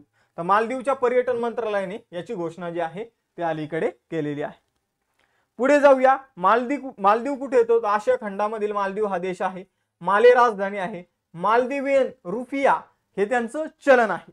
म्हणजे अगदी जर बघितलं तर त्यांचे भारताचे 5 रुपये म्हणजे मालदीवचा 1 रुपया असा करंट रेट सुद्धा आहे। अध्यक्ष तिथले राष्ट्रपती आहे मोहम्मद मुफिजू, हे तिथले राष्ट्रपती आहे। पुढे जाऊया, भारतातील पहिलं पाण्याखालील संग्रहालय INS गुलदार कुठे स्थापन केलं जात आहे? तर INS गुलदार हे पाण्यातील पहिलं अंडर वॉटर आपण जर बघितलं म्युझियम जे आहे ते सिंधुदुर्ग महाराष्ट्रामध्ये तयार केलं जात आहे। आपण जर बघितलं पाण्याखालचं हे संग्रहालय असणार आहे, जिथं आपण एक INS गुलदार नावाचं जहाज जे आहे ते बुडवलं आहे। मग आपण जर बघितलं तर या जहाजावर शेवाळ चढणार, त्यानंतर तिथं वेगवेगळे आपल्याला प्राणी प्रजाती बघायला मिळणार, वनस्पतींच्या, प्राण्यांच्या। तर त्यामुळे हे एक अनोखा अनुभव असणार आहे। तर तुम्ही जर भविष्यात व्हिजिट केलं तर नक्की जा आणि एक आगळा वेगळा एक्सपिरियन्स जो आहे तो घ्या। तर आपण जर बघितलं सिंधुदुर्ग मध्ये असणार आहे, पुणे दिले इथं तर पुणे नाही, आपण INS गुलदार नावाचं जहाज जे आहे तर त्याला इथं बुडवलेलं आहे। महाराष्ट्राच्या पर्यटनाला चालना देणारं हे एक पाऊल आहे। पुढे जाऊया, भारतीय नौदलाचं एक निवृत्त आपण जर बघितलं तर जहाज आहे जे सिंधुदुर्ग मध्ये निवती नावाचा बीच आहे, तर निवती रॉक्सवर याला डुबवण्यात आलेला आहे। या जहाजाचं वजन 1120 टन वजन आहे आणि 39 वर्षाच्या सेवेनंतर या जहाजाला 2024 मध्ये निवृत्त करण्यात आलं होतं। मग आपण जर बघितलं तर या जहाजाच्या एरियामध्ये जाऊन तुम्ही स्कुबा डायव्हिंग करू शकता, ठीक आहे, किंवा पाणबुडी टूर तुम्ही या भागात करू शकता। पुढे जाऊया, जून 2025 मध्ये कोणत्या राज्याने बॉर्डर टुरिझम इनिशिएटिव्ह सुरू केलेला आहे? तर बघा मित्रांनो, हिमाचल प्रदेश सरकारने बॉर्डर टुरिझम इनिशिएटिव्ह सुरू केलेला आहे. तुम्ही बॉर्डरच्या भागात जाऊन काय करू शकता, तर चायनाच्या बॉर्डरला बघू शकता. भारत चायनाचा बॉर्डर जे आहे तर तिला बघू शकता. मग भारत चायनाची बॉर्डरचं नाव काय आहे, तर मॅकमोहन रेषा म्हणून तिला ओळखलं जातं. भारत चायना बॉर्डर काय म्हणून ओळखले जाते, मॅकमोहन लाईन म्हणून ओळखली जाते. मग आपण जर बघितलं तर हिमाचल प्रदेश सरकारने हा नवीन उपक्रम सुरू केलेला आहे. शिपकीला, त्यानंतर गिवमठ, खाना, दुमटी, सांगला, रानीकांडा, चतकुल, लाहौल स्पिती हे निवडक ठिकाणी तुम्ही जाऊन चायनाची बॉर्डर जे आहे, भारत चायनाची बॉर्डर जी आहे ती बघू शकता. बॉर्डर टुरिझममुळे काय होणार, तर त्या भागात कंटिन्यू रहदारी असणार आणि त्यामुळे काय होणार, तर चायनाचं जर चायना ॲग्रेशन करत असेल तर ते सुद्धा आपल्या देशाला समजणार. पुढे जाऊया. जून 2025 मध्ये राष्ट्रीय ई विधान अर्ज निवा स्वीकारणारं भारताचं 19वे विधिमंडळ कोणते केंद्रशासित प्रदेश बनला आहे. तर पहिले निवा काय आहे, राष्ट्रीय ई विधान काय आहे, ठीक आहे, नॅशनल ई विधान काय आहे. तर आपण जर बघितलं तर राष्ट्रीय ई विधान हे एका प्रकारचं अशा प्रकारचं ऍप्लिकेशन आहे जे एखाद्या राज्यातील विधिमंडळाला डिजिटल बनवणार आहे. म्हणजे जसं की हे निवा नावाचा एक प्रोजेक्ट आहे. या प्रोजेक्ट अंतर्गत समजून घ्या, आता महाराष्ट्राचं राज्य विधिमंडळ आहे. यामध्ये जर आपल्याला काय कागदपत्र वगैरे मांडायचे असेल तर पहिले पेपर प्रिंट वगैरे करून तिथं विधेयक वगैरे मांडलं जायचं, बरोबर. त्यानंतर अध्यक्षांना एखादा अर्ज करायचा तर तो पेपरद्वारे करायचा. आता पूर्ण काम जे आहे, जे जे सरकार हा निवा प्रोजेक्ट अंतर्गत येणार त्या सरकारांची सगळी कामं जी आहे ती डिजिटल होणार. म्हणजे विधेयक पण टॅबवर तुम्हाला बघायला मिळेल. तुम्हाला एखादा अर्ज वगैरे करायचा असेल तर तुम्ही ऑनलाईनच तो शेअर करू शकता. तुम्ही माहिती शेअर केली तुमच्या टॅबलेटवरून आमदारांनी तर ती समोर जे काही अध्यक्ष असतील तर त्यांच्यापर्यंत ते पोहोचेल. अशा प्रकारचा हा निवा नावाचा प्रोजेक्ट जो आहे तो सुरू करण्यात आलेला आहे. डिजिटल विधानसभा किंवा डिजिटल राज्य विधिमंडळ बनवण्यासाठीचा हा प्रोजेक्ट आहे, ज्याचा स्वीकार अलीकडे पुदुचेरीने केलेला आहे. आणि पुदुचेरी हे 19वे विधिमंडळ बनलेलं आहे की ज्याने निवा प्रोजेक्ट जो आहे तो स्वीकार केलेला आहे. तर निवा प्रोजेक्ट स्वीकारल्याने पुदुचेरी आता 100% पेपरलेस आणि पूर्णपणे डिजिटल कायदे प्रक्रिया स्वीकारणार आहे किंवा त्या पुदुचेरीच्या विधिमंडळामध्ये 100% पेपरलेस कायदे प्रक्रिया आता आपल्याला बघायला मिळणार आहे. आपण जर बघितलं संपूर्ण देशातील कायदेविषयक काम एकाच डिजिटल प्लॅटफॉर्मवर आणण्याचा हा एक प्रयत्न आहे. एक राष्ट्र एक अर्ज या दृष्टिकोनासह निवा काम करतं. पुढे जाऊया. 19वे विधिमंडळ कोणतं आहे तर पुदुचेरीचं आहे. पुढे जाऊया. पोसोन पोया महोत्सव 2025 कुठे आयोजित केला जातो. तर पोसोन पोया 2025चा जो महोत्सव आहे मित्रांनो तो श्रीलंकेमध्ये आयोजित केला जातो. हा एक बौद्ध धर्माचा महोत्सव आहे. श्रीलंकेमध्ये मोठ्या उत्साहात तो सेलिब्रेट केला जातो. 2000 वर्षापूर्वी श्रीलंकेत बौद्ध धर्माच्या आगमनाचे औचित्य साधून पोसन पोया महोत्सव जो आहे तो आयोजित केला जातो. मग आपण जर बघितलं भारतातून आलेले बौद्ध भिक्षू महेंद्र यांनी श्रीलंकेत बौद्ध धर्माचा प्रसार केल्याच्या स्मरणार्थ हा जो सण आहे तो सेलिब्रेट केला जातो. मग आता बघा मित्रांनो, आजच्या सेशनचे जे टेस्ट क्वेश्चन आहे ते काय असणार आहे ते आपण बघूया. मृत्युंजय महापात्रा हे भारतातील एका संस्थेचे अध्यक्ष आहे. त्या संस्थेचं नाव तुम्हाला सांगायचं आहे. G7 शिखर परिषद जी आहे तर तिची 51वी आवृत्ती कोणत्या देशात आयोजित करण्यात आली हे तुम्हाला सांगायचंय. आणि राष्ट्रीय ई विधान अर्ज किंवा निवा प्रकल्प जो आहे तो कशाशी संबंधित आहे हे तुम्हाला सांगायचंय. नमस्कार विद्यार्थी मित्रांनो, अभ्यास मित्र परिवारामध्ये तुम्हा सर्वांचं स्वागत आहे. मित्रांनो, तुम्ही जर ही आपली दैनंदिन चालू घडामोडीची सिरीज डेली बघत असाल तर लेक्चरला लाईक करून ठेवा, चॅनलला सबस्क्राईब करून ठेवा. आज आपण बघणार आहोत 21 जून रोजीचं करंट अफेअर्सचं लेक्चर. मग आपण जर बघितलं तर यामध्ये आपण 12 प्रश्न आणि त्यांचे स्पष्टीकरणासहित उत्तरं जी आहे तर ती इथं बघणार आहोत. मग त्यामध्ये मोस्ट इम्पॉर्टंट पहिला प्रश्न आहे, जून 2025 मध्ये इराण आणि इस्रायलमध्ये सुरू असलेल्या संघर्षामुळे भारतीय नागरिकांना बाहेर काढण्यासाठी भारताने कोणते ऑपरेशन सुरू केले आहे. तर भारतीय नागरिकांना खास करून इराणमधून परत आणण्यासाठी भारताने ऑपरेशन सिंधू जे आहे ते सुरू केलेलं आहे. ऑपरेशन सिंधू जे आहे ते इराणमधून भारतीय नागरिकांना परत आणण्यासाठी भारत सरकारने सुरू केलेलं ऑपरेशन आहे. तर आपण इराणने सुरू केलेलं ऑपरेशन आपण जर बघितलं तर जे काही प्रॉमिस 3 आहे, ठीक आहे, तर ट्रू प्रॉमिस 3 तर ते आपण बघितलं. इस्रायलचं ऑपरेशन आपण बघितलं. आता भारताचं ऑपरेशन कोणतं आहे भारतीय नागरिकांना इराणमधून परत आणण्यासाठी, तर त्याचं नाव लक्षात ठेवा, ऑपरेशन सिंधू. इस्रायलचं कोणतं होतं तर ऑपरेशन रायझिंग लायन. आणि त्याचबरोबर ट्रू प्रॉमिस 3 कुणाचं होतं, तर इराणचं होतं. तर हे 3 ऑपरेशन तुम्हाला परीक्षेमध्ये लक्षात ठेवायचेच आहे. मग आपण जर बघितलं तर भारतीय नागरिकांना इराणमधून कशा प्रकारे इथं बाहेर काढलेलं आहे, तर भारतीय नागरिकांना इराणमधून पहिले आपण जर बघितलं तर डायरेक्ट भारतात नाही आणलं, पहिले अर्मेनिया या देशामध्ये नेण्यात आलं आणि मग तिथून भारतामध्ये भारतीय नागरिकांना परत आणण्यात आलेलं आहे. तर अशा प्रकारे भारतीय नागरिक जे आहे ते भारतात आलेले आहे. आता सगळे महत्त्वाचे ऑपरेशन इथं बघूया. भारताने कोणत्या ऑपरेशन अंतर्गत पाकिस्तानच्या दहशतवादी तळांवर हल्ला केला, तर ऑपरेशन सिंदूर. भूकंपामुळे झालेल्या विध्वंसात भारताने म्यानमारला मदत करण्यासाठी कोणतं ऑपरेशन सुरू केलं, ऑपरेशन ब्रह्मा.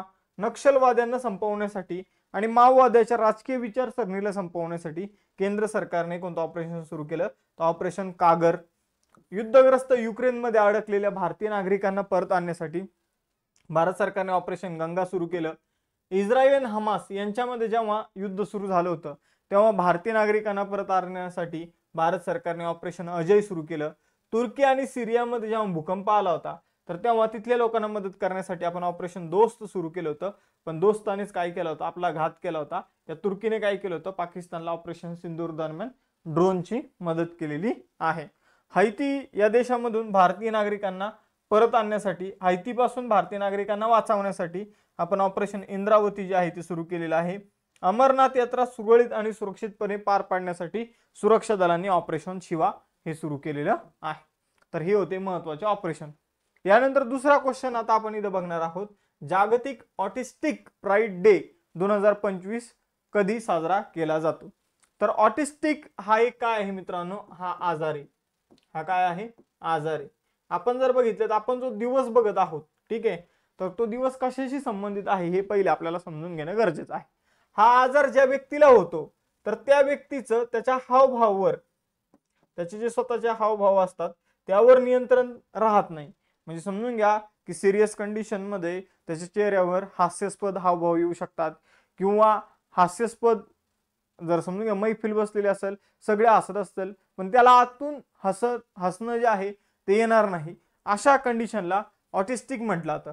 प्लस त्याला दुसऱ्याचे हावभाव जे आहे ते सुद्धा समजत नाही. म्हणजे समोरचा व्यक्ती रागवला तर हे सुद्धा त्याला कळणार नाही, समोरचा आनंदात आहे हे सुद्धा त्याला कळणार नाही.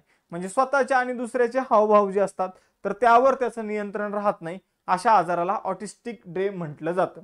म्हणजे जागतिक ऑटिस्टिक प्राईड डे जो आहे मित्रांनो, तो 18 जूनला दरवर्षी सेलिब्रेट केला जातो.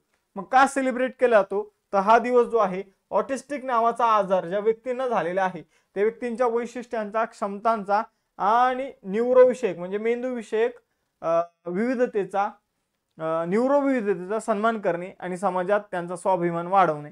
म्हणजे थोडक्यात ज्यांना हा आजार झालेला आहे त्यांची मदत करण्यासाठी हा दिवस जो आहे आणि त्यांच्याविषयक जागरूकता, की बाकीच्या लोकांना जर वाटत असेल की हा आपल्यापेक्षा वेगळा आहे तर आपली जबाबदारी त्याला समजून सांगणं की याला नेमकं काय प्रॉब्लेम आहे. ठीक आहे, तर ऑटिस्टिक डे जो आहे तर आपण जर बघितलं तर अशा ज्या व्यक्तींना ऑटिस्टिक हा आजार झालेला आहे तर त्याबाबत जागरूकता पसरवण्यासाठी हा दिवस सेलिब्रेट केला जातो.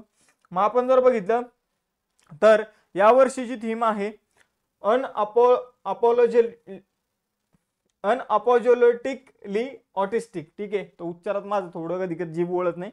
तर आपण जर बघितलं तर अनअपोलोजेटिकली ऑटिस्टिक अशी या वर्षीची काय आहे थीम आहे, लक्षात ठेवायची आहे. भारतातील तिसरा क्वेश्चन, भारतातील पहिला हॉकी इंडिया मास्टर कप. तर हॉकी विषयीचा एक कप जो आहे आता तो भारतामध्ये होणार आहे, पहिला कप आहे, फर्स्ट एडिशन.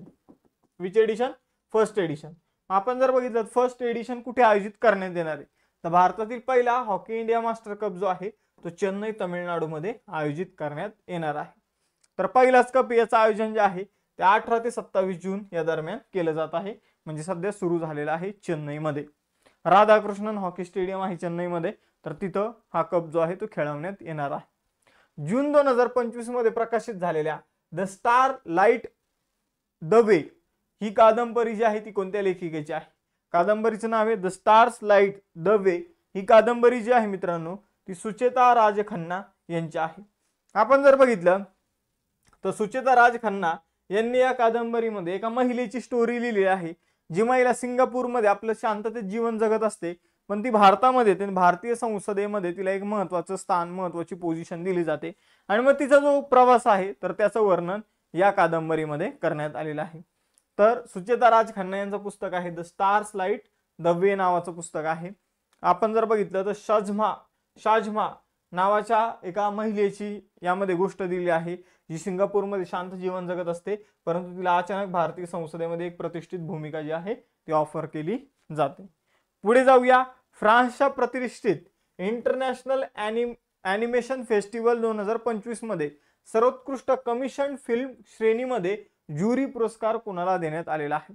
तर फ्रान्समध्ये इंटरनॅशनल ॲनिमेशन फेस्टिवल जे आहे, चुकून ॲनिमल आलं तोंडात, तर इंटरनॅशनल ॲनिमेशन फेस्टिवल कुठं आयोजित केले जात आहे? तर फ्रान्समध्ये. आणि त्या ॲनिमेशन फेस्टिवलमध्ये सर्वोत्कृष्ट कमिशन फिल्म नावाची आपण जर बघितलं तर एक कॅटेगरी आहे.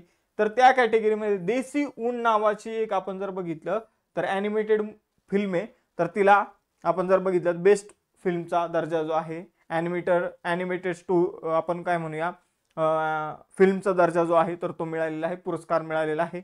यामध्ये बघ आपली पारंपरिक पद्धतीनं कशा प्रकारे मेंढीचा व्यवसाय करतात, मग त्यांची ऊन म्हणजे लोकर काढतात आणि त्या लोकरपासून कशा प्रकारे कापड बनवलं जातं हे यामध्ये दाखवण्यात आलेलं आहे. तर इंटरनॅशनल ॲनिमेशन फेस्टिवल कुठे आयोजित करण्यात आलं? फ्रान्समध्ये. त्याच्यामध्ये सर्वोत्कृष्ट कमिशन फिल्म श्रेणीमध्ये कुणी पुरस्कार जिंकलेला आहे? तर देसी ऊन या चित्रपटाने हा पुरस्कार जो आहे तो जिंकलेला आहे. हा चित्रपट भारतीय लोकर उद्योग, ग्रामीण जीवन, स्थानिक हस्तकलेवर लक्ष केंद्रित करतो, ज्यामध्ये पारंपरिक हस्तकला आधुनिक माध्यमातून प्रेक्षकासमोर सादर केली जात आहे. पुढे जाऊया. साहित्य क्षेत्रातील योगदानासाठी जून 2025 मध्ये कोणत्या ज्येष्ठ पत्रकाराला पद्मभूषण पुरस्काराने सन्मानित करण्यात आलं? तर राम बहादूर राय आपण जर बघितलं तर यांना साहित्य क्षेत्रातील योगदानासाठी काय करण्यात आलेलं आहे? तर पद्मभूषण पुरस्कार जो आहे तो प्रदान करण्यात आलेला आहे. तर ज्येष्ठ पत्रकार राम बहादूर राय यांना पद्मभूषण पुरस्कार प्रदान करण्यात आलेला आहे. का? तर त्यांनी पत्रकारिता, साहित्य क्षेत्र, सांस्कृतिक क्षेत्र यामध्ये उत्कृष्ट काम केलेलं आहे, त्यामुळे यांना हा जो काही पद्मभूषण पुरस्कार जो आहे तर तो देण्यात आलेला आहे. तो गृह मंत्रालयाने आयोजित केलेल्या एका कार्यक्रमामध्ये इंदिरा गांधी राष्ट्रीय कला केंद्रामध्ये त्यांना हा पुरस्कार देण्यात आलेला आहे. पुढे जाऊया. पण पुढे जाण्या अगोदर आपण राज्यसेवा आणि कंबाईनसाठी आपण जर बघितलं तर बॅचेस जे आहे ते सुरू केलेले आहे, फाउंडेशन बॅचेस. या बॅचेसमध्ये तुम्हाला बेसिक टू ॲडव्हान्स तुमची तयारी करून घेतली जाणार आहे आणि 21,000 PYQ तुमच्याकडून सोडून घेतले जाणार आहे. त्याचं स्पष्टीकरण जे आहे ते आम्ही तुम्हाला देणार आहोत. तर या ज्या बॅचेस आहे मित्रांनो, या बॅचेसमध्ये लेक्चर आणि त्याचबरोबर तुम्ही 21,000 PYQ चे सेशन जर केले आणि त्याचबरोबर आपल्या नोट्सची याला जोड दिली तर निश्चितच तुमचा कोणत्याही परीक्षेत स्कोर जो आहे तो 70+ 100% जाईल. कारण आमचा आजपर्यंतचा रेकॉर्ड आहे की प्रत्येक पूर्व परीक्षेमध्ये 65+ प्रश्न जे आहे तर ते प्रत्येक पूर्व परीक्षेमध्ये आलेले आहे आणि मुख्य परीक्षेचा ऑलमोस्ट सिलेबस जो आहे तो दरवर्षी आपल्या बॅचमध्ये कव्हर केला जातो आणि त्यामध्ये सुद्धा 65+ प्रश्न प्रत्येक पेपरमध्ये आपण मुलांचे कव्हर केलेले आहे. तर या बॅच जॉईन करायचे असेल तर सध्या डिस्काउंटेड फीजमध्ये 21,000 PYQ ची सेपरेट बॅच आहे, जिओग्राफी ऑप्शनलची सुद्धा बॅच आहे, कंबाईन ग्रुप सी ची मेन्सची बॅच आहे यशोदय बॅच. तर या बॅचेसवर ऑलरेडी 50% डिस्काउंट सुरू आहे. अधिक डिस्काउंट मिळवायचं असेल तर बघा आता इथं काय करायचं, तर तुम्हाला जी बॅचेस जॉईन करायची असेल फॉर एक्झाम्पल राज्यसेवेची फाउंडेशन बॅच जॉईन करायची, त्यावर क्लिक करा. मग तिथं बॅचची वैशिष्ट्य दिली असेल, थोडं खाली स्क्रोल करा, मग तिथं तुम्हाला एक ऑप्शन बघायला मिळेल, have a coupon code apply here. यावर जसं तुम्ही क्लिक कराल तर तिथं कुपन कोड टाकायचा ऑप्शन येईल. तर तुम्ही तिथं CJ लाईव्ह नावाचं आपलं कुपन कोड टाका. अप्लाय जसं कराल तर तशी फी तुम्हाला कमी झालेली बघायला मिळेल. या बॅचमध्ये स्पेसिफिक टाइम टेबल दिला जातो आणि त्यानुसार महिन्याभराचे लेक्चर जे आहे ते घेतले जातात. या आपल्या अभ्यास मित्राच्या नोट्स आहे ज्या तुम्हाला अभ्यासामध्ये मदत करणार आहे. पुढे जाऊया. आता आपला 7वा क्वेश्चन. जून 2025 मध्ये गुगलने त्यांचे पहिले आशियाई सुरक्षा अभियांत्रिकी केंद्र कोणत्या शहरात सुरू केले आहे? तर जून 2025 मध्ये गुगलने त्यांचे पहिले आशियाई सुरक्षा अभियांत्रिकी केंद्र जे आहे ते हैदराबाद मध्ये सुरू केलेलं आहे. या केंद्राचं नाव असणार आहे GSEC for Google safety engineering centre. तर आशिया खंडातलं पहिलं GSEC जे आहे ते आपल्या भारतामध्ये हैदराबादमध्ये सुरू करण्यात आलेलं आहे. तर पहिले आशियाई सुरक्षा अभियांत्रिकी केंद्र गुगलने जर आपण बघितलं तर हैदराबादमध्ये सुरू केलेलं आहे.